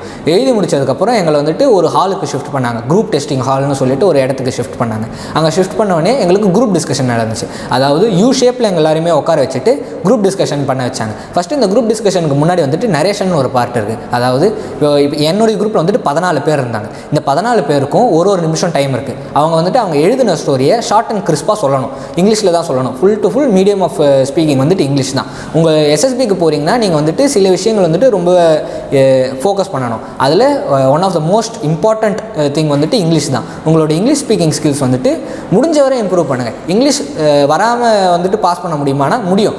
இங்கிலீஷ் வராமல் பாஸ் பண்ணுறவங்க வந்துட்டு எப்படி இருப்பாங்கன்னா அவங்களுடைய மற்ற இங்கிலீஷ் இல்லாமல் ஸ்பீக்கிங் எபிலிட்டி இல்லாமல் மற்ற கேப்பபிலிட்டிஸ்லாம் வந்துட்டு அவங்களுக்கு எக்ஸீட் ஆகும். ஃபார் மோர் எக்ஸீடிங்காக இருக்கும். சில விஷயங்கள் வந்துட்டு ரொம்ப அவுட்ஸ்டாண்டிங்காக இருப்பாங்க. இப்போது அவங்க வந்துட்டு நார்மலான அவங்களுடைய பேக்ரவுண்ட்னால வந்துட்டு அவங்களோட இங்கிலீஷ் ஸ்பீக்கிங் ஸ்கில்ஸ் வராமல் இருக்கலாம். இப்போ நீங்கள் சிபிஎஸ்சி ஸ்கூலில் படிச்சுட்டு அந்த மாதிரி வந்துட்டு உங்களுக்கு இங்கிலீஷ் ஸ்பீக்கிங் ஸ்கில்ஸ் வரலன்னா வந்துட்டு அது உங்கள் மேலே தப்பு. நீங்கள் தான் வந்துட்டு உங்களுடைய ஸ்கில்ஸை டெவலப் பண்ணிக்கணும். ஸோ சர்க்கம்ஸ்டான்சஸை பொறுத்து அலவன்சஸ் கிடைக்கும். இப்போது அதனால் வந்துட்டு நீங்கள் இங்கிலீஷ் தான் ரொம்ப இம்பார்ட்டன்ட் நினச்சிக்காதீங்க. உங்களுக்கு அந்த சர்க்கம்ஸ்டான்ஸ் இல்லைனாலும் உங்களால் முடியும். யாராக இருந்தாலுமே வந்துட்டு எஸ்எஸ்பி பாஸ் பண்ண முடியும். அந்த போர்டே சர்வீஸ் செலெக்ஷன் போர்டு தான், ரிஜெக்ஷன் போர்டு இல்லை. ஸோ இங்கிலீஷ் ஆனால் என்ன இருந்தாலும் இங்கிலீஷ் இஸ் இம்பார்ட்டன்ட் திங். இங்கிலீஷ்க்கு அப்புறம் வந்துட்டு நீங்கள் வந்துட்டு என்ன பார்க்கணுன்னா நான் சொன்ன அந்த OLQs தான். எல்லாருக்குமே வந்துட்டு இன்பில்ட்டாக OLQs இருக்கும். இந்த OLQஸில் வந்துட்டு சில OLQs ஃபார் எக்ஸாம்பிள் எஃபெக்டிவ் இன்டெலிஜென்ஸ்ங்கிறது ஒரு OLQ. இந்த எஃபெக்டிவ் இன்டெலிஜென்ஸை வந்துட்டு நம்ம எப்படி டெவலப் பண்ணுவோம்? அதாவது இந்த எஃபெக்டிவ் இன்டெலிஜென்ஸ்னால் என்ன? நமக்கு வந்துட்டு சில விஷயங்கள் நம்ம கற்றுப்போம். அந்த கற்றுக்கின விஷயத்தை நம்ம எப்படி அப்ளை பண்ணுறோம் அதுதான் வந்துட்டு எஃபெக்டிவ் இன்டெலிஜென்ஸ். ஸோ இது வந்துட்டு நம்ம எடுத்தோடனே வந்துடாது. சில விஷயங்கள் அதாவது நமக்கு டென்ஸான ஸ்ட்ரெஸ் தரக்கூடிய சுச்சுவேஷன் நம்ம இருக்கும்போது தான் நம்மளோட இன்டெலிஜென்ஸ் வந்துட்டு நம்ம எப்படி யூஸ் பண்ணுறோம் அதை வச்சு தான் நம்மளுடைய எஃபெக்டிவ் இன்டெலிஜென்ஸை கேஜ் பண்ணுவாங்க. நம்மளை டென்ஸான சுச்சுவேஷனில் போட்டுக்கணும். டென்ஸான சுச்சுவேஷன்னா என்ன? இப்போ நம்ம ஒரு குரூப் டிஸ்கஷனில் இருக்கோம். குரூப் டிஸ்கஷன் வந்துட்டு நீங்கள் சாதாரணமாக எந்த டாப்பிக்கில் வேணால் பேசலாம். இப்போது ஃபார் எக்ஸாம்பிள் உங்களுக்கு எதாவது பிடிச்ச டாப்பிக்கில் எடுத்துகிட்டு உங்கள் ஃப்ரெண்ட்ஸோடு உட்காந்து ஒரு குரூப் டிஸ்கஷன் பண்ணுறீங்கன்னா நீங்கள் அதில் ஒரு நல்ல பாயிண்ட் சொல்லணும். நல்ல பாயிண்ட் சொல்லணும்னா நீங்கள் உங்களோட மைண்டை நீங்கள் ஸ்ட்ரெஸ் பண்ணுவீங்க. இது ஒரு ஸ்ட்ரெஸ்ஃபுல்லான சுச்சுவேஷன். இந்த டைமில் உங்களோட மைண்ட் எப்படி வேலை செய்யுது, அந்த டைமில் உங்களோட மைண்ட் உங்களுக்கு தெரிஞ்ச விஷயத்தை எப்படி வந்துட்டு வெளிக்கொண்டு வருது, இதுதான் எஃபெக்டிவ் இன்டெலிஜென்ஸ். ஸோ இந்த மாதிரி 15 OLQs இருக்கும். இந்த OLQஸ்லாம் வந்துட்டு நம்ம இம்ப்ரூவ் பண்ணிக்கணும். ஸோ 2 விஷயங்கள் ரொம்ப இம்பார்ட்டன்ட், இங்கிலீஷ் அப்புறம் இம்ப்ரூவிங் அவர் OLQs. எல்லாருக்குமே OLQs இன்பில்ட்டாக இருக்கும். ஆனால் மிலிட்ரின்னு வரும்போது அவங்க ஒரு லெவல் ஒரு ஸ்டாண்டர்ட் எதிர்பார்ப்பாங்க. அந்த ஸ்டாண்டர்டுக்கு நம்மளே எடுத்துகிட்டு வந்துடணும். இது 2 தான் வந்துட்டு SSB மோட். ஸோ நம்ம திரும்ப இப்போ PPDT ப்ராசஸ்க்கு போவோம். என்னருக்கு குரூப் டிஸ்கஷன் வச்சாங்க. நரேஷன் பார்ட் முடிஞ்சதுக்கப்புறம் குரூப் டிஸ்கஷனில் இருந்தோம். ஒரு 2 to 3 மினிட்ஸ் எனக்கு குரூப் டிஸ்கஷன் நடந்துச்சு. அதுக்கப்புறம் வந்துட்டு வெளியே வந்துட்டோம். லஞ்சுக்கு வந்துட்டு கூட்டின்னு போயிட்டாங்க. லஞ்சு முடிஞ்சதுக்கப்புறம் இனிஷியலான ஸ்க்ரீனிங் இன் ப்ராசஸ்க்கான டெஸ்ட் வந்துட்டு ரிசல்ட்ஸ் வந்துட்டு அனௌன்ஸ் பண்ணாங்க. 133 ரிப்போர்ட்டிங்கில் 91 பேர் ஸ்க்ரீன்டு ஆனோம். இந்த 91 பேர் வந்துட்டு அடுத்த 4 நாள் வந்துட்டு 3 AFSBலேயே தான் ஸ்பெண்ட் பண்ணணும். அகாமடேஷன்ஸ், ஃபுட் எல்லாமே வந்துட்டு அவங்க ப்ரொவைட் பண்ணிடுவாங்க. நம்ம வந்துட்டு நம்மளோட பேக்கில் ட்ரெஸ்ஸு எல்லாமே வந்துட்டு எடுத்துன்னு போயிடணும். தேவையான விஷயம் அதாவது வந்துட்டு நீங்கள் SSB போனீங்கன்னா உங்களுக்கு காலப் லெட்டர் வரும். அந்த காலப் லெட்டரில் வந்துட்டு உங்களுக்கு என்னென்ன எடுத்துன்னு போகணுங்கிறது எல்லாமே கொடுத்துருவாங்க. 10th 12th மார்க் ஷீட்டு, அப்புறம் வந்துட்டு பல டாக்குமெண்ட்ஸ் எல்லாம் வந்துட்டு நீங்கள் ரெடி பண்ணணும். அந்த காலப் லெட்டர்லேயே சில ஃபார்ம்ஸ் எல்லாம் தருவாங்க. அந்த ஃபார்ம்ஸ் எல்லாம் நீங்கள் ஃபில் பண்ணணும். ஃபார் எக்ஸாம்பிள் கெசட்டட் ஆஃபீஸர்ஸ்க்கு 2 ட்ரஸ்ட்வர்த்தி ஆஃபீஸர்ஸ்லேருந்து நீங்கள் இன்ஃபர்மேஷன் காக்கணும். அதெல்லாம் வந்துட்டு உங்கள் காலப் லெட்டரில் கிளியராக வந்துடும், க்ளீன் அண்ட் கிறிஸ்பாக வந்துடும். நீங்கள் அதை வந்துட்டு பெர்ஃபெக்டாக ஃபாலோ பண்ணால் போதும். அவங்க கேட்குறதெல்லாம் வந்துட்டு இப்போது ஒரு ஃபார்ம் தான் கேட்பாங்க. But it is better that you take 2 to 3 forms. ஏன்னா நம்ம கையில் எக்ஸ்ட்ராவாக இருந்துச்சுன்னா அந்த டைமில் நமக்கே தெரியாமல் சில மிஸ்டேக்ஸ் வந்துட்டு உள்ளே வரலாம். நான் உள்ளே போகும்போது வந்துட்டு என்னுடைய ஒரு ஃபார்மில் ஒரு மிஸ்டேக் இருந்துச்சு. பட் இப்போது நான் 2 ஃபார்ம் 3 ஃபார்ம் எடுத்துன்னு போகலன்னா அந்த இடத்துல நான் பேனிக் பண்ணியிருப்பேன். நீங்கள் வந்துட்டு இப்போ ஒரு டெஸ்டிங்க்கு போகிறீங்க. அந்த டெஸ்டிங் போது நீங்கள் உங்களுடைய மைண்டை ரிலாக்ஸ்டாக வச்சுக்கணும். அதுதான் உங்களுடைய மெயின் அப்ஜெக்டிவ். அந்த இடத்துல நீங்கள் எவ்வளோக்கு எவ்வளோ ரிலாக்ஸ்டாக இருக்கீங்களோ அவ்வளோக்கு எவ்வளோ உங்கள் செல்ஃபை வந்துட்டு நீங்கள் எக்ஸ்பிரஸ் பண்ண முடியும். ஸோ இப்போ இந்த டைமில் வந்துட்டு என்கிட்ட 2 ஃபார்ம் இல்லைனா நான் அப்போ டென்ஸாக இருப்பேன். இந்த சுச்சுவேஷனை அவாய்ட் பண்ணுறதுக்காக எப்பயுமே அடிஷ்னலாக வச்சுக்கிறது சேஃப். ஸோ நீங்களும் போகும்போது அடிஷ்னலாக எடுத்துன்னு போயிருங்க. இதுக்கப்புறம் வந்துட்டு என்னென்னா குரூப் டிஸ்கஷன் முடிஞ்சதுக்கப்புறம் இதை அனௌன்ஸ் பண்ணாங்க, ரிசல்ட் அனௌன்ஸ் பண்ணாங்க. ரிசல்ட் அனௌன்ஸ் பண்ணதுக்கப்புறம் வந்துட்டு டாக்குமெண்டேஷன் ப்ராசஸ் இருக்குது. அதாவது நீங்கள் இனிஷியலாக ஃபஸ்ட் டே 6:30 ரிப்போர்ட் பண்ணும்போதே உங்களோட ஆதார் கார்டு, உங்களோட 10th மார்க் ஷீட் செக் பண்ணிடுவாங்க. இதுக்கப்புறம் நீங்கள் ஸ்க்ரீன் இன் ஆகிட்டிங்கன்னா நிறைய டாக்குமெண்ட்ஸ் வந்துட்டு உங்களுக்கு ப்ரொவைட் பண்ணுவாங்க. அதெல்லாம் நீங்கள் ஃபில் பண்ணணும். அடுத்த 4 நாளுக்கான ஸ்டே போது சில விஷயங்கள்லாம் நீங்கள் அண்டர்டேக் பண்ணுவீங்க. அதாவது நான் இங்கே இருக்கும் போது எனக்கு எந்த பாதிப்பு நடந்தாலும் வந்துட்டு இந்த சென்டர் வந்துட்டு அது பொறுப்பேற்காது. அந்த மாதிரி நிறைய நிறைய ஃபார்ம்ஸ் இருக்கும், அதெல்லாம் வந்துட்டு நீங்கள் ஃபில் பண்ணுவீங்க. அந்த ஃபார்ம்ஸ் எல்லாம் உங்களுக்கு வந்துட்டு ஸ்க்ரீன் ஆனதுக்கப்புறம் ப்ரொவைட் பண்ணுவாங்க. அதுக்கப்புறம் ஏஎஃப்எஸ்பியை பொறுத்த வரைக்கும் அங்கே இருக்கிற ப்ராக்டிஸ் என்னென்னா ஃபஸ்ட்டு டே அன்றைக்கே சைக்காலஜியும் வச்சுருவாங்க. ஸோ எங்களுக்கு லஞ்சுக்கு அப்புறம் கொஞ்ச நேரம் கழிச்சு ப்ரீஃபிங் கொடுத்தாங்க, சைக்காலஜிக்கான ப்ரீஃபிங். சைக்காலஜியில் எப்படின்னா, சைக்காலஜியில் அவங்களுக்கு டெஸ்டிங் ப்ராசஸ் இருக்குது. அது வந்துட்டு 4ஆக பிரிப்பாங்க: டேட், வேட், எஸ்ஆர்டி, எஸ்டி. டேட் அதாவது TAT, தீமேட்டிக் அப்பர்செப்ஷன் டெஸ்ட். அதாவது இதில் 12 ஃபோட்டோஸ் காட்டுவாங்க. அதில் லாஸ்ட் ஃபோட்டோகிராஃப் வந்துட்டு ஒரு பிளாங்க் பிக்சராக இருக்கும், அதில் எதுவுமே இருக்காது. ஸோ இந்த 12 ஃபோட்டோகிராஃப்ஸை வச்சும் நீங்கள் ஒரு ஸ்டோரி பில்ட் பண்ணணும். இந்த ஸ்டோரி பில்டிங் வந்துட்டு time 4.5 minutes, 30 seconds for observation of photo, 4 minutes for writing down the details. இது நீங்கள் பண்ணுவீங்க. 12 ஃபோட்டோஸ் கன்கரண்ட்டாக போயிட்டே இருக்கும். அதாவது இன் பிட்வீன் வந்துட்டு பிரேக்ஸ் இருக்காது. டேட் முடியும். டேட் முடிஞ்சதுக்கப்புறம் வேட், வேர்ட் அசோசியேஷன் டெஸ்ட், WAT. இதில் வந்துட்டு என்னதுன்னா உங்களுக்கு 60 வேர்ட்ஸ் வந்துட்டு தருவாங்க. அதாவது வேர்ட்ஸ் லைக் லாயல்ட்டி, பிரேவரி, இந்த மாதிரி சிம்பிளான வேர்ட்ஸ் வந்துட்டு உங்களுக்கு தருவாங்க. அதெல்லாம் வந்துட்டு ஒரு வேர்ட்ஸுக்கும் 15 seconds இருக்கும். அந்த வேர்டை பார்த்தோன்னே உங்களுக்கு என்ன சென்டென்ஸ் தோணுதோ அதை வந்துட்டு நீங்கள் எழுதணும். ஸோ 15 minutes 60 வேர்ட்ஸ் வந்துட்டு நீங்கள் கம்ப்ளீட் பண்ணணும். ஸோ இது வேட் முடிஞ்சதுக்கப்புறம் எஸ்ஆர்டி வந்துட்டு 60 SRTs. எஸ்ஆர்டினா சிச்சுவேஷன் ரியாக்ஷன் டெஸ்ட். அதாவது வந்துட்டு உங்களுக்கு ஒரு சிச்சுவேஷன் தந்துடுவாங்க. ஃபார் எக்ஸாம்பிள், இப்போ நீங்கள் வந்துட்டு ரோட்டில் நடந்து போயிட்டே இருக்கீங்க, எதிர்க்க 2 போலீஸ்மேன் வராங்க, நீங்கள் என்ன பண்ணுவீங்க? இப்படி ஒரு கொஸ்டின் மார்க் போட்டு ஒரு சிச்சுவேஷன் தருவாங்க. அதுக்கு உங்களுக்கு நீங்கள் என்ன பண்ணுவீங்களோ அதை வந்துட்டு நீங்கள் எழுதணும். இது வந்துட்டு 60 SRTs இருக்கும். 30 minutes நீங்கள் வந்துட்டு கம்ப்ளீட் பண்ணணும். இந்த SRTs வந்துட்டு ஒரு புக்லெட்டாக கொடுத்துருவாங்க. உங்களுக்கு வந்துட்டு வாட்ச் அலௌட் இல்லை. ஸோ நீங்கள் முன்னாடியே வந்துட்டு SRTs எல்லாம் ப்ராக்டிஸ் பண்ணுறது பெஸ்ட். அதாவது நீங்கள் எவ்வளோ டைமில் வந்துட்டு நீங்கள் எழுதுறீங்கிறது உங்களுக்கு தெரிஞ்சதுன்னா அந்த டைமில் நீங்கள் போயிட்டு உங்களுடைய டைம் மேனேஜ்மெண்ட் ஸ்கில்ஸ் வந்துட்டு பெட்டராக இருக்கும். ஸோ நீங்கள் முன்னாடியே இதெல்லாம் ப்ராக்டிஸ் பண்ணிக்கிறது ஒரு பெஸ்ட்டான அப்ரோச்சாக இருக்கும். எஸ்ஆர்டி முடிஞ்சதுக்கப்புறம் எஸ்டி, அதாவது செல்ஃப் டிஸ்கிரிப்ஷனுக்கு வந்துட்டு 15 minutes டைம் இருக்கும். இந்த 15 minutes அவங்க நிறைய சப் டாபிக்ஸ் கேட்பாங்க. அதாவது நீங்கள் உங்கள் பேரண்ட்ஸ் வந்துட்டு உங்களை பற்றி என்ன நினைக்கிறாங்க, உங்கள் ஃப்ரெண்ட்ஸ் உங்களை பற்றி என்ன நினைக்கிறாங்க, உங்கள் டீச்சர்ஸ் உங்களை பற்றி என்ன நினைக்கிறாங்க, நீங்கள் உங்களை பற்றி என்ன நினைக்கிறீங்க, நீங்கள் வந்துட்டு உங்களுக்குள்ளே இம்ப்ரூவ் பண்ணிக்க வேண்டிய விஷயங்கள்லாம் என்ன, இம்ப்ரூவ் பண்ணிக்கணும் நீங்கள் கருதக்கூடிய விஷயங்கள் என்ன, இந்த மாதிரி 5 டாபிக்ஸில் வந்துட்டு நீங்கள் எழுதணும். இது வந்துட்டு 15 minutes டைம் இருக்கும். ஸோ அகெயின் இதுலேயுமே வந்துட்டு உங்களுடைய டைம் மேனேஜ்மெண்ட் ஸ்கில்ஸ் உங்களுக்கு தேவை. இதுதான் வந்துட்டு Day 1 ப்ராசஸ். இது முடிஞ்சதுக்கப்புறம் வந்துட்டு நமக்கு டின்னர் இருக்கும். டின்னர் முடிச்சதுக்கப்புறம் ரூம்ஸ் வந்துட்டு அவங்களே கொடுத்துருவாங்க, அகாமடேஷன்ஸ் கொடுத்துருவாங்க. அங்கே வந்துட்டு இண்டிவிஜுவல் ரூம்ஸ் கிடையாது. அதாவது ஒரு குரூப் ரூம் இருக்கும். அந்த குரூப் ரூமில் ஒரு 10 to 12 மெம்பர்ஸ் வந்துட்டு ஸ்டே பண்ணுவீங்க. உங்களை மாதிரியே வர மற்ற கேண்டிடேட்ஸ் ஆல் ஓவர் இந்தியாவிலேருந்து வருவாங்க. ஒன் ஆஃப் த இம்பார்ட்டண்ட்டான ஒரு அட்வைஸ்னால் நான் என்ன சொல்லுவேன்னா வந்துட்டு முடிஞ்ச வரை அவங்க எல்லாரோடையுமே பேச ட்ரை பண்ணுங்கள். நீங்கள் வந்துட்டு இப்போது என்னை பொறுத்த வரைக்கும் நான் சவுத்தில் இருந்து வந்தேன். எனக்கு வந்துட்டு ஹிந்தி கொஞ்சம் தெரியும். அதனால் வந்துட்டு எனக்கு கொஞ்சம் ஈஸியாக அவங்களோட பேச முடிஞ்சுது. நீங்களுமே வந்துட்டு ஹிந்தி ஸ்பீக்கிங் ஸ்கில்ஸை வந்துட்டு இம்ப்ரூவ் பண்ணிக்கோங்க. மிலிட்ரியில் இருக்கும்போது ஹிந்தி அப்சல்யூட்டாக தேவையா அப்படின்னா கிடையாது. ஆனால் வந்துட்டு ஹிந்தி உங்களுடைய ஜாபை வந்துட்டு ஈஸி பண்ணும். நீங்கள் ஏன்னா முக்கால்வாசி பேர் வந்துட்டு நார்த் இந்தியாவில் இருந்தால் இருப்பாங்க. அவங்களுக்கு வந்துட்டு ப்ரிடாமினெண்ட்டாக தெரிஞ்ச லாங்குவேஜ் வந்துட்டு ஹிந்தி தான். ஸோ அந்த லாங்குவேஜில் நீங்கள் பேசுனீங்கன்னா உங்களுக்கு கம்யூனிகேஷன் பெட்டராக இருக்கும். நீங்கள் வந்துட்டு என்ன நினைக்கிறீங்களோ அந்த பர்சன்ட்டே சொல்லலாம். உங்களுக்கு 3rd person, அதாவது ஒரு டிரான்ஸ்லேட்டரோடைய அவசியம் இருக்காது. உங்களுடைய ஜாப் எஃபிஷியண்ட்டாக முடியும், ஈஸியாக முடியும். ஸோ ஹிந்தி டெவலப் பண்ணிக்கிறது ரொம்பவே இம்பார்ட்டன்ட். முடிஞ்ச வரை அங்கே இருக்கிறவங்க தான் வந்துட்டு உங்களுடைய ஃப்ரெண்ட்ஸ், உங்கள் ரூம்மேட்ஸ் தான் உங்களுடைய ஃப்ரெண்ட்ஸ். அவங்களோட சேர்ந்து தான் நீங்கள் மற்ற 4 நாளுக்கான ப்ராசஸ் எல்லாமே அவங்களோட தான் பண்ணுவீங்க. So it is better that you அவங்களோட நல்ல ஜெல்லாகி நல்ல ஃப்ரெண்ட்ஷிப் வந்துட்டு நீங்கள் டெவலப் பண்ணிக்கணும். இதுதான் வந்துட்டு first and foremost thing in SSB. அதுக்கப்புறம் செகண்ட் டே அன்றைக்கி யூஸ்வலாக வந்துட்டு காலையில் ஏர்லி மார்னிங் வேக்கப் கால் வந்துடும். அதாவது 5 o'clock போலேயே வேக்கப். அவங்க வந்துட்டு இப்போ என்னுடைய 3AFSBயில் என்ன பண்ணாங்கன்னா ஹிந்தி சாங்ஸ், ஃபிலிம் சாங்ஸ் போட்டு எங்களை எழுப்பினாங்க. பிக் பாஸ் வீடு மாதிரி போட்டு எங்களை எழுப்பி விட்டாங்க. இது முடிஞ்சதுக்கப்புறம் வந்துட்டு உங்களுக்கு மார்னிங்கே வந்துட்டு 7:15 போலலாம் வந்துட்டு பிரேக்ஃபாஸ்ட் கொடுத்துருவாங்க.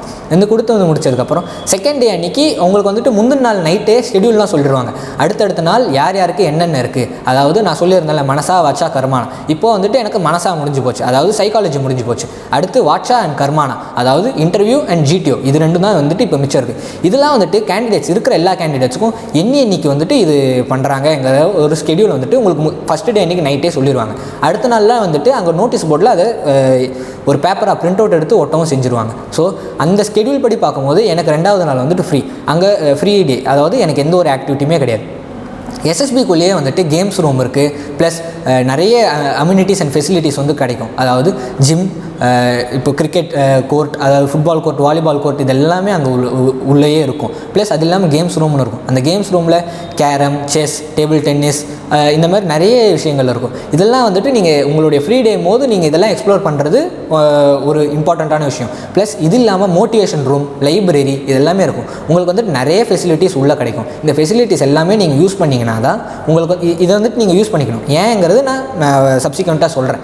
இப்போது இந்த ஃபெசிலிட்டிஸ்லாம் வந்துட்டு நான் ஃபுல்லாக யூஸ் பண்ணிக்கிறேன். போயிட்டு என்ன மாதிரியே ஃப்ரீயாக இருந்த மற்ற ஃப்ரெண்ட்ஸோடு சேர்ந்து ஜாலியாக என்ஜாய் பண்ணிட்டு இருந்தேன். செகண்ட் டே ஃபுல் என்ஜாய்மெண்ட் தான். நீங்கள் இது ஒரு டெஸ்ட்டோ அப்படின்னு நினச்சி போனீங்கன்னா உங்களுடைய என்ஜாய்மெண்ட்டை நீங்கள் விட்டுறக்கூடாது. இந்த இடத்துல நீங்கள் எவ்வளோக்கு எவ்வளோ ஜோவியலாக இருக்கீங்களோ, எவ்வளோக்கு எவ்வளோ நீங்கள் வந்துட்டு நீங்களாக இருக்கணும். அந்த இடத்துல போய்ட்டு உங்களோட ஃபன்னை விட்டுட்டிங்கன்னா நீங்கள் வந்துட்டு செலக்ட் ஆகிறதுக்கான சான்சஸ் கம்மி. நீங்களே யோசிச்சு பாருங்கள். இப்போது நீங்கள் ஒரு ஆஃபீஸர் ஆக போகிறீங்க. நீங்கள் ஆஃபீஸர் ஆகிட்டிங்கன்னா உங்கள் லைஃப்பில் நீங்கள் நிறைய பார்க்கணும். அப்போது இந்த ப்ராசஸில் ஒன்றுமே கிடையாது. இது வந்துட்டு ஒரு ஈஸியான ப்ராசஸ். நீங்கள் லைஃப்பில் பார்க்குறதுக்கு எவ்வளவோ இருக்குது. இந்த ப்ராசஸ் பார்த்து நீங்கள் பயந்தீங்கன்னா எப்படி வேலைக்காக ஆகாது. அதுவும் அங்கே வரவங்கெல்லாம் என்ன மாதிரியான ஆளுங்க, எல்லாருமே உங்களை மாதிரி பசங்க தான். நம்ம ஏஜில் இருக்கிறவங்களோட தான் நம்ம வந்துட்டு கம்பீட் பண்ண போகிறோம். அதுவும் வந்துட்டு அவங்க நம்மளுடைய ஆப்போசிஷன் கிடையாது, நம்மளுடைய எதிரி கிடையாது. அவங்க எல்லாருமே நம்மளுடைய ஃப்ரெண்ட்ஸ் தான். ஒன்றா செலக்ட் ஆகி ஒன்றா அகாடமிக்குள்ளே போங்க. அதுதான் வந்துட்டு நம்மளோட மோட்டிவாக இருக்கணும். நம்ம மட்டும் செலக்ட் ஆகாமல் நம்மளுடைய ஃப்ரெண்ட்ஸுக்கும் வந்துட்டு நம்ம ஹெல்ப் பண்ணணும். அதுதான் வந்துட்டு one of the most important things. அது எஸ்எஸ்பிலையும் சரி, லைஃப்லையும் சரி, மிலிட்ரி லைஃபே வந்துட்டு கேமராடரி என்கிற கான்செப்டோட பேசிஸில் தான் இருக்குது. ஸோ இட்ஸ் பெட்டர் நீங்கள் வந்துட்டு இந்த இடத்துலேருந்தே அதை பில்ட் பண்ணிக்கிறது ரொம்பவே வந்துட்டு ஒரு நல்ல விஷயமாக அமையும். இது எனக்கு 2வது நாள் அன்றைக்கே வந்துட்டு என்னுடைய ஃப்ரெண்ட்ஸோட ஃபுல் பாண்டிங் எனக்கு ஆகி போச்சு. 3rd டே அன்றைக்கி எனக்கு இன்டர்வியூ ஷெட்யூல் பண்ணியிருந்தாங்க. அதாவது வாட்ஷா இந்த வந்துட்டு எனக்கு காலையில் 8:30 வந்துட்டு எனக்கு ஸ்கெடியூல் பண்ணியிருந்தாங்க. 7:40 போலேயே ரிப்போர்ட் பண்ண சொல்லுவாங்க. அங்கே உள்ளே வந்துட்டு உங்களுக்கு ப்ரீஃபிங் எல்லாமே பக்காவாக கொடுத்துருவாங்க.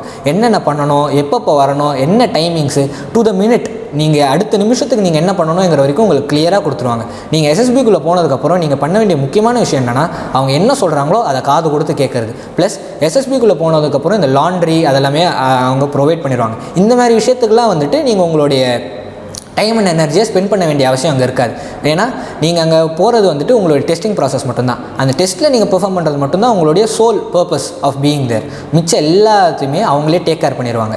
ஸோ எனக்கு 3வது நாள் அன்றைக்கி வந்துட்டு இன்டர்வியூ இருந்துச்சு. என் இன்டர்வியூவில் போனதுக்கப்புறம் கொஸ்டின்ஸ் வந்துட்டு எப்படி கேட்பாங்கன்னா பிளாக்காக கேட்பாங்க. அதாவது சிங்கிள் கொஸ்டின் சிங்கிள் ஆன்சர் அப்படி இருக்காது. இன்டர்வியூ போகிறதுக்கு முன்னாடியே நீங்கள் வந்துட்டு ஒரு ஃபார்ம் ஃபில் பண்ணுவீங்க. அந்த ஃபார்ம் பேர் PIQ, அதாவது பர்சனல் இன்ஃபர்மேஷன் கொஸ்டினர். இந்த ஃபார்மில் வந்துட்டு என்ன இருக்குன்னா உங்கள் பேர் என்ன, உங்கள் அப்பா பேர் என்ன, உங்கள் அம்மா பேர் என்ன, நீங்கள் எங்கேருந்து வரீங்க, எந்த ஸ்டேட்டு, எந்த டிஸ்ட்ரிக்டில் நீங்கள் எங்கேருந்து வரீங்க, அந்த ஏரியாவோட பாப்புலேஷன் என்ன, நீங்கள் ஸ்கூலில் வந்துட்டு எங்கே படிச்சிங்க, உங்கள் ஸ்கூலில் வந்துட்டு 10th 12th உங்களுடைய மார்க் என்ன, அந்த மார்க்கில் வந்துட்டு நீங்கள் எதாவது அவுட்ஸ்டாண்டிங்கான அச்சீவ்மெண்ட்ஸ் எதாவது பண்ணியிருக்கீங்களா, அது இல்லாமல் உங்களுக்கு கூட பிறந்தவங்க யாராக இருக்காங்களா, அவங்க என்ன படிக்கிறாங்க, இல்லை அவங்க எங்கே வேலை பார்க்குறாங்க, அப்பா எங்கே வேலை பார்க்குறாரு, அம்மா எங்கே வேலை பார்க்குறாரு, நீங்கள் NCCயில் இருந்தீங்கன்னா ஸ்கூலில் இருக்கும்போது நீங்கள் எதாவது எக்ஸ்ட்ரா கரிக்குலர் ஆக்டிவிட்டீஸில் பெர்ஃபார்ம் பண்ணிங்கன்னா, இந்த மாதிரி எல்லாமே வந்துட்டு அவங்க ஆல்ரெடி டீட்டெயில்ஸ் கலெக்ட் பண்ணிடுவாங்க. இந்த PIQ ஃபார்ம் வந்துட்டு ரொம்பவே இம்பார்ட்டண்ட். ஏன்னா ப்ளஸ் அடிஷ்னலாக வந்துட்டு ஹாபீஸும் வந்துட்டு கேட்டுருவாங்க. உங்கள் ஹைட் அண்ட் வெயிட் அதுவுமே இந்த மெஷர்மெண்ட்ஸும் கேட்டுருவாங்க. இந்த PIQ ஃபார்ம்ங்கிறது ரொம்ப இம்பார்ட்டண்ட். ஏன்னா இந்த PIQ ஃபார்மில் இருந்தால் உங்களோட இன்டர்வியூவோட கொஸ்டின்ஸ் மோஸ்ட்டாக வந்துட்டு இருக்கும். ஏன்னா இப்போ இன்டர்வியூக்கு போனதுக்கப்புறம் நீங்கள் உங்கள் பேர் என்ன அப்படின்னு அவங்க ஆரம்பித்தாங்கன்னா டைம் வந்துட்டு ரொம்ப இழுக்கும். அவங்க வந்துட்டு ஒரு நாளுக்கு இத்தனை பேரை பார்க்கணுன்னு அவங்களுக்கு ஒரு ஸ்கெடியூல் இருக்கும். ஸோ இந்த PIQ ஃபார்ம் அவங்களோட வேலையை ஈஸி பண்ணும். இந்த PIQ ஃபார்மில் இல்லாத விஷயங்களை நீங்கள் எழுதுனீங்கன்னா அதுலேருந்து கொஸ்டின்ஸ் வரும்போது உங்களால் அதை ஆன்சர் பண்ண முடியாது. ஸோ நீங்கள் பண்ண மாதிரி எழுதுங்க. என்னென்ன பண்ணியிருக்கீங்களோ அது எல்லாத்தையுமே எழுதுங்க. சின்ன அவுட்ஸ்டாண்டிங் அச்சீவ்மெண்ட்ஸ் நீங்கள் எது பண்ணியிருந்தாலுமே அது எல்லாத்தையுமே எழுதுங்க. அதுதான் வந்துட்டு உங்களுக்கு அட்வான்டேஜாக அமையும். அவங்க அதுலேருந்து அப்புறம் நீங்கள் PIQ ஃபார்மில் என்ன எழுதுறீங்களோ அதை பற்றி கிளியராக இருங்க. இப்போது ஹாபீஸில் வந்துட்டு என்னுடைய ஒன் ஆஃப் த ஹாபீஸ் வந்துட்டு ஸ்டார் கேசிங், அதாவது நைட் டைமில் ஸ்டார்ஸ் எல்லாம் எப்படி இருக்குது அதை பார்க்குறது வந்துட்டு எனக்கு ரொம்பவே பிடிச்ச ஒரு ஹாபி. அதை பற்றி நான் என்ன கேள்வி கேட்டாலும் முடிஞ்ச வரை எனக்கு தெரிஞ்ச அளவுக்கு என்னால் பதில் சொல்ல முடியும். அது அந்த அளவுக்கான ஒரு ப்ரிப்பரேஷன் எனக்கு இருந்துச்சு. ஸோ நீங்கள் ஹாபீஸாக என்ன எழுதுறீங்களோ அதை பற்றின ப்ரிப்பரேஷன் நல்லா வந்துட்டு பண்ணிக்கோங்க. அதாவது இப்போ கிரிக்கெட் உங்களோட ஹாபி அப்படின்னு நீங்கள் எழுதுறீங்கன்னா ஒரு பிச்சோட லென்த் எவ்வளோ, ஸ்டெம்போட லென்த் எவ்வளோ, பேட்டோட லென்த் எவ்வளோ இருக்கும், பாலோட டயாமீட்டர் எவ்வளோ இருக்கும், இந்த மாதிரியான ஒரு பேசிக்கான இன்ஃபர்மேஷன் எல்லாமே நீங்கள் கலெக்ட் பண்ணி வச்சுக்கணும். அது வந்துட்டு உங்களுக்கு மே ஆர் மே நாட் கேட்கலாம். இன்டர்வியூவில் என்னென்ன கேட்பாங்கங்கிறது வந்துட்டு உங்களுடைய PIQ ஃபார்மை பொறுத்து தான் இருக்குது. இப்போது இன்டர்வியூவில் ஆக்சுவலாக என்னென்ன கொஸ்டின்ஸ் கேட்பாங்க, இன்டர்வியூவில் வந்துட்டு கொஸ்டின்ஸ் வந்துட்டு நிறைய சப் டாபிக்ஸாக பிரிப்பாங்க. சிங்கிள் கொஸ்டினாக இருக்காது. அதாவது எப்படின்னா நீங்கள் வந்துட்டு 8th to 12th ஸ்டாண்டர்ட் உங்களுடைய எஜுகேஷனை பற்றி சொல்லுங்கள். உங்களுக்கு பிடிச்ச சப்ஜெக்ட் என்ன, பிடிக்காத சப்ஜெக்ட் என்ன, ஏன் அந்த சப்ஜெக்ட் பிடிக்கும், உங்களுக்கு பிடிச்ச டீச்சர்ஸ் யார், பிடிக்காத டீச்சர்ஸ் யார், ஏன் அந்த டீச்சர் பிடிக்கும், ஏன் அந்த டீச்சர் பிடிக்காது, நீங்கள் யார் யார் கூடலாம் வந்துட்டு ஒன்றா பழகுவீங்க, யார் யாரெல்லாம் அவாய்ட் பண்ணுவீங்க, உங்கள் ஃப்ரெண்ட்ஸ் சர்க்கிளை பற்றி சொல்லுங்கள். இப்படி ஒரு பிளாக் ஆஃப் கொஸ்டின்ஸாக வந்துட்டு கேட்பாங்க. இந்த கொஸ்டின்ஸோட எல்லா ஆர்டருமே வந்துட்டு நீங்கள் முடிஞ்ச வரை ஞாபகம் வச்சுக்க ட்ரை பண்ணுங்கள். ட்ரை பண்ணிவிட்டு அதே ஆர்டர்லேயே வந்துட்டு நீங்கள் பதிலும் சொல்லணும். இன்கேஸ் ஆர்டர் மிஸ் ஆயிடுச்சுன்னா பதட்டம் படக்கூடாது. ஏன்னா நம்மளுடைய நான் சொன்ன மாதிரி தான், நீங்கள் ஒரு ஆஃபீஸர் ஆக போகிறீங்க. நீங்கள் உங்கள் லைஃப்பில் நிறைய ஸ்ட்ரெஸ்ஃபுல்லான சுச்சுவேஷன்ஸை நீங்கள் என்டியூர் பண்ணணும்.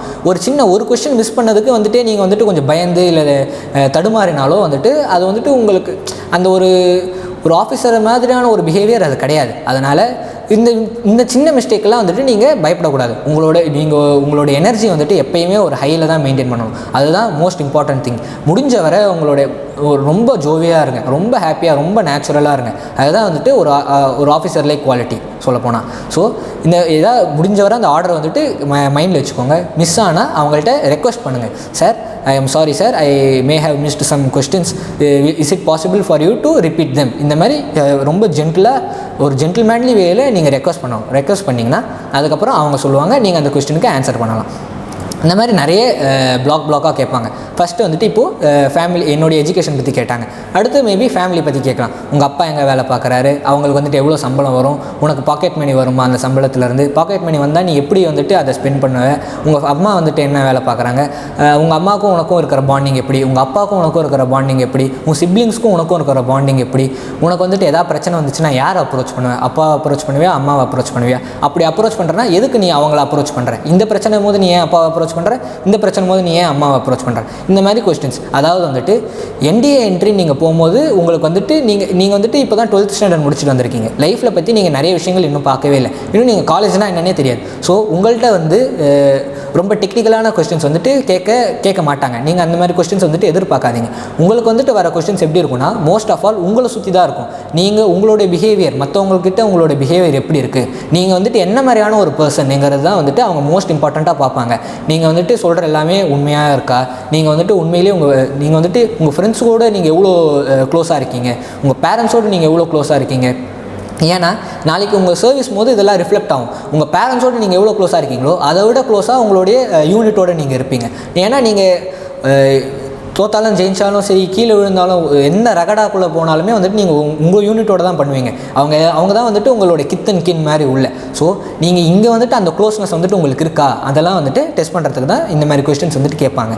இது முடிஞ்சதுக்கப்புறம் சில கொஸ்டின்ஸ் டெக்னிக்கலாக வரும். ஃபார் எக்ஸாம்பிள், நான் வந்துட்டு ஏர்ஃபோர்ஸ்க்காக போனேன். ஸோ ஏர்ஃபோர்ஸ் பற்றின கொஸ்டின்ஸ் வரும். என்ன மாதிரி கொஸ்டின்ஸ் வரும், என்னென்ன ஏர்க்ராஃப்ட்ஸ்லாம் வந்துட்டு இந்தியன் ஏர்ஃபோர்ஸில் இருக்குது, என்னென்ன ஏர்க்ராஃப்ட்ஸ்லாம் வந்துட்டு டிரான்ஸ்போர்ட் ஏர்க்ராஃப்ட், எந்தென்ன ஏர்க்ராஃப்ட்லாம் ஃபைட்டர் ஏர்க்ராஃப்ட், எதெல்லாம் ஹெலிகாப்டர். இப்போது ரீசெண்டாக ஏர்ஃபோர்ஸ் வந்துட்டு என்னென்னலாம் பர்ச்சேஸ் பண்ணாங்க, இப்போது பர்ச்சேஸ் பண்ணுறதா என்னென்னத்தில் எதெல்லாம் இன்வெஸ்ட் பண்ணுறாங்க, அதுக்கப்புறம் இப்போது ஏர்ஃபோர்ஸ் வந்துட்டு என்ன மாதிரி ஒரு இடத்துக்கு போகுது, ஏர்ஃபோர்ஸ் பற்றின முக்கால்வாசி டீட்டெயில்ஸ், அதாவது பப்ளிக் டொமைனில் என்னென்ன டீட்டெயில்ஸ்லாம் இருக்கோ, அதாவது இப்போ நீங்கள் ஏர்ஃபோர்ஸ் வெப்சைட்குள்ளேயே போனீங்கன்னா அவங்க சில விஷயங்கள்லாம் கொடுத்துருப்பாங்க. அந்த மாதிரி குரோமில் எல்லா யூபிஎஸ்சியில் என்னென்ன வெப்சைட்ஸ் இருக்கோ அதெல்லாம் போனீங்கன்னா, அதாவது குரோமில் இருக்கிற அவைலபிளான வெப்சைட்ஸில் இருக்கிற இன்ஃபர்மேஷன் தான் வந்துட்டு கேட்பாங்க. அதாவது இந்த சர்வீஸ் சீக்ரெட்ஸ், ரொம்ப கான்ஃபிடென்ஷியலான இன்ஃபர்மேஷன்லாம் வந்துட்டு உங்கள்கிட்ட வந்து கேட்க மாட்டாங்க.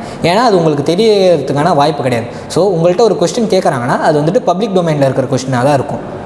ஸோ இட்ஸ் பெட்டர் நீங்கள் எல்லா வெப்சைட்ஸும் விசிட் பண்ணி அதிலேருந்து எல்லா இன்ஃபர்மேஷனையும் கலெக்ட் பண்ணி முன்னாடியே வச்சுக்கிட்டிங்கன்னா அது உங்களுக்கு பெட்டராக இருக்கும். நீங்கள் இன்டர்வியூக்கு வந்துட்டு எல்லா கொஸ்டின்ஸுக்குமே வந்துட்டு டு த பாயிண்ட் ப்ரிப்பேர் பண்ணணுங்கிற அவசியம் கிடையாது. ஒரு ஜென்ரலான ப்ரிப்பரேஷன் இருக்கணும். இன்டர்வியூவில் இப்படிலாம் தான் கொஸ்டின் கேட்பாங்கங்கிற ஒரு அவேர்னஸ் உங்களுக்கு இருக்கணும்.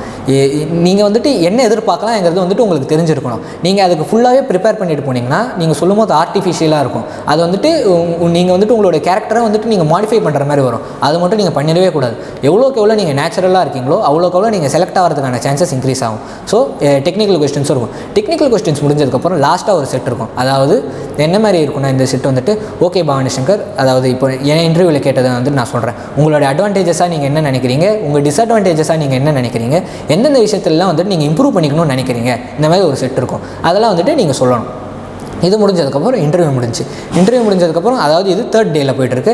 இன்டர்வியூ முடிஞ்சதுக்கப்புறம் எனக்கு அந்த நாள் ஃப்ரீ தான். திரும்பவும் அதே மாதிரி தான் கேம்ஸ் ரூம் போயிட்டு ஃப்ரெண்ட்ஸோடு என்ஜாய் பண்ணுறது. அது எனக்கு வந்துட்டு 4th டே அன்றைக்கி GTO போட்டிருந்தாங்க, குரூப் டெஸ்டிங், அதாவது கர்மானா. இதில் வந்துட்டு என்னென்னா ஒரு ஃபீல்டுக்கு கூட்டின்னு போயிட்டு, மோஸ்ட்டாக இது வந்துட்டு அவுட்டோருங்கிறது தான் இந்த டிஸ்கிரைப் பண்ணக்கூடிய வேர்ட். ஸோ இதுக்கு வந்துட்டு இதில் வந்துட்டு நிறைய மெத்தட்ஸ் ஆஃப் இன்ட்ராக்ஷன்ஸ் இருக்கும். அதாவது group discussion, group planning exercise, progressive group task, half group task, command task, இந்த மாதிரி நிறைய இருக்கும். இண்டிவிஜுவல் அப்டக்கிள்ஸ், அதுக்கப்புறம் வந்துட்டு லெக்சரேட், அதுக்கப்புறம் ஃபைனல் குரூப் டாஸ்க், இந்த மாதிரி நிறைய இருக்கும். இதெல்லாம் என்னென்னங்கிறது சொல்கிறேன். குரூப் டிஸ்கஷன்னா வந்துட்டு உங்களுக்கு வந்துட்டு 2 டாபிக்ஸ் கொடுப்பாங்க. ஒரு டாபிக் வந்துட்டு உங்களுடைய சாய்ஸ், அதாவது ஒரு செட் ஆஃப் டாபிக்ஸ் அவங்க டிஸ்பிளே பண்ணுவாங்க. உங்கள் குரூப் கூட நீங்கள் பேசி ஒரு டாபிக் நீங்கள் அந்த செட் ஆஃப் டாபிக்ஸ்லேருந்து சூஸ் பண்ணுவீங்க. அந்த சூஸ் பண்ண டாப்பிக்கை வச்சு நீங்கள் ஒரு குரூப் டிஸ்கஷன், மீனிங்ஃபுல்லான ஒரு டிஸ்கஷன் வந்துட்டு நீங்கள் கண்டக்ட் பண்ணுவீங்க. அதுக்கப்புறம் 2வது டாபிக் வந்துட்டு குரூப் டெஸ்டிங் ஆஃபீஸர் வந்துட்டு என்ன டாபிக் வந்துட்டு தரணும்னு நினைக்கிறாரோ அந்த டாப்பிக்கில் நீங்கள் பேசுவீங்க. இது வந்துட்டு குரூப் டிஸ்கஷன். குரூப் பிளானிங் எக்ஸசைஸ்னால் என்னென்னா வந்துட்டு உங்களுக்கு வந்துட்டு ஒரு மேப் காட்டிடுவாங்க. அந்த மேப் வந்துட்டு மேடப் மேப்பாக இருக்கும். அந்த மேடப் மேப்பில் வந்துட்டு நிறைய ஃபீச்சர்ஸ் இருக்கும். ஃபீச்சர்ஸ்னால் வந்துட்டு மலை, நதி, ரோடு வந்துட்டு மேபி ஹைவேஸாக இருக்கலாம், இல்லை வில்லேஜில் இருக்கிற ரோடு மாதிரி இருக்கலாம். இந்த மாதிரி நிறைய ஃபீச்சர்ஸ் வந்து கொடுத்துருவாங்க. அதுக்கப்புறம் உங்களுக்கு வந்துட்டு ஒரு ஸ்டோரி கொடுப்பாங்க. அந்த ஸ்டோரியில் ஒரு 4-5 செட் ஆஃப் ப்ராப்ளம்ஸ் இருக்கும். அந்த ப்ராப்ளம்ஸ் எல்லாம் வந்துட்டு நீங்கள் எப்படி ப்ரையாரிட்டைஸ் பண்ணுறீங்க. அதாவது ப்ராப்ளம்ஸ் எப்படி இருக்குன்னா, ஒரு கேஸ் வந்துட்டு ஒரு பவர் பிளான்ட்டில் வந்துட்டு கேஸ் லீக் ஆகுது. அந்த பவர் பிளான்ட் வெடிச்சதுன்னா லட்சக்கணக்கான பேர் இறந்துருவாங்க.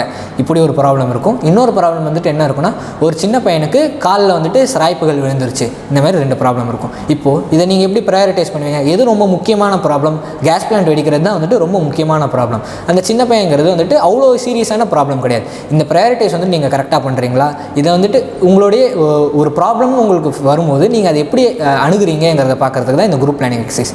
இது முடிஞ்சதுக்கப்புறம் ப்ராக்ரெசிவ் குரூப் டாஸ்க், அதாவது உங்களுக்கு வந்துட்டு ஒரு கிரவுண்டுக்குள்ளே கூட்டிகிட்டு போயிடுவாங்க. அந்த கிரவுண்டில் வந்துட்டு அப்டக்கிள்ஸ் இருக்கும். அந்த அப்டக்கிள்ஸ்லாம் வந்துட்டு நீங்கள் கிராஸ் பண்ணுறதுக்கு நிறைய ஹெல்பிங் மெட்டீரியல் கொடுப்பாங்க. ஹெல்பிங் மெட்டீரியல்னால் என்ன?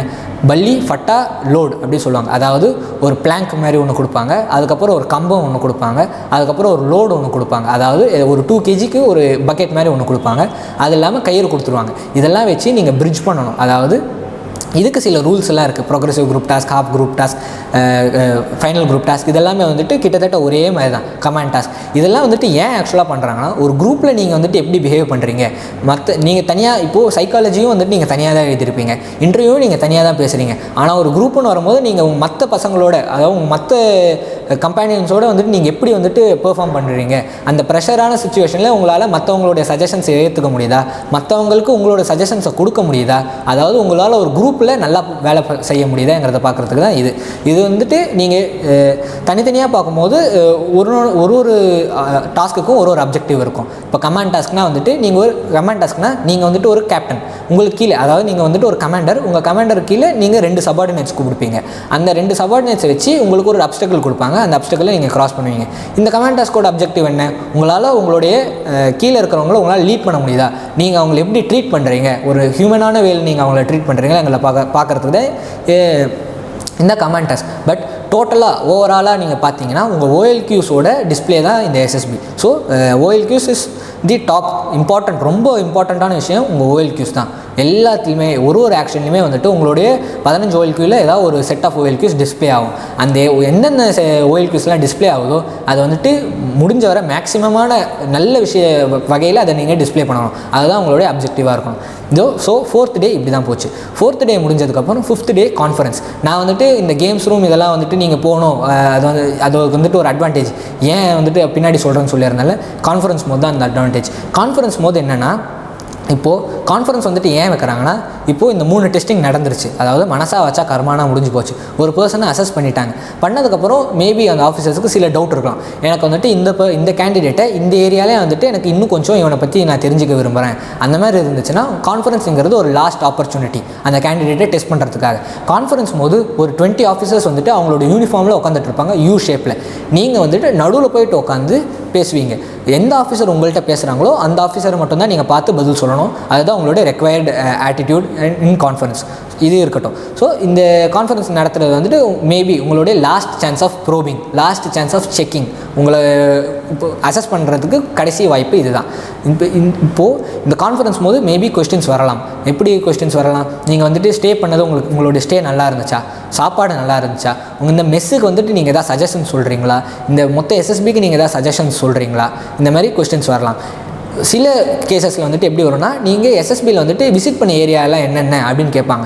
அப்போ வந்துட்டு நீங்கள் சொல்லலாம், இந்த மாதிரி நான் கேம்ஸ் ரூம் போனேன், லைப்ரரி போனேன், இந்த புக்ஸ் எல்லாம் படித்தேன், இதெல்லாம் பார்த்தேன், மோட்டிவேஷன் ரூம் போனேன், இத்தனை இதெல்லாம் பார்த்தேன் அப்படிங்கிற வந்துட்டு நீங்கள் சொல்லலாம். உங்களுக்கு வந்துட்டு ஒரு ஆடட் அட்வான்டேஜ். இது வந்துட்டு என்ன டிஸ்பிளே பண்ணுது, நீங்கள் வந்துட்டு ப்ரெஷரில் இல்லை, நீங்கள் உண்மையிலேயே ஃப்ரீயான ரிலாக்ஸ்டான ஒரு ஸ்டேட்டில் இருந்தால் தான் என்னென்ன இருக்கோ அதெல்லாம் எக்ஸ்ப்ளோர் பண்ணணுங்கிற ஒரு தாட் ப்ராசஸ் உங்களுக்கு வரும். ஸோ இட்ஸ் பெட்டர் நீங்கள் இதெல்லாம் பார்த்து வச்சுட்டிங்கன்னா கான்ஃபரன்ஸ் போது உங்களுக்கு சொல்கிறதுக்கும் கொஞ்சம் சப்ஸ்டன்ஸ் இருக்கும். ஸோ இதுக்கு தான் வந்துட்டு மெயினாக கான்ஃபரன்ஸ்னு சொன்னது. இது முடிஞ்சதுக்கப்புறம் உங்களுக்கு வந்துட்டு லஞ்சுக்கு போவீங்க. காலையிலேயே கான்ஃபரன்ஸ் முடிஞ்சிடும். அதுக்கு பிரேக்ஃபாஸ்ட் முடிஞ்சுட்டு கான்ஃபரன்ஸ் முடிஞ்சுட்டு லஞ்சுக்கு போவீங்க. லஞ்ச் முடிச்சதுக்கப்புறம் வந்துட்டு உங்களுக்கு அனௌன்ஸ் பண்ணுவாங்க. ஏன்னா போன பேட்சில் வந்துட்டு 91 பேர் ஸ்க்ரீன் இன் ஆயிருந்தோம். அந்த 91லேருந்து 12 பேர் ரெக்கமெண்ட் பண்ணியிருந்தாங்க. அந்த 12ல் நானும் ஒருத்தன். ஸோ இதுதான் வந்துட்டு என்னுடைய எஸ்எஸ்பி ப்ராசஸ். எஸ்எஸ்பியில் என்னென்ன கேட்பாங்கங்கிறதும் இதுதான். தேங்க்யூ. கலைமகள் மெட்ரிக் மேல்நிலைப்பள்ளி காட்டுமன்னார் கோயில்.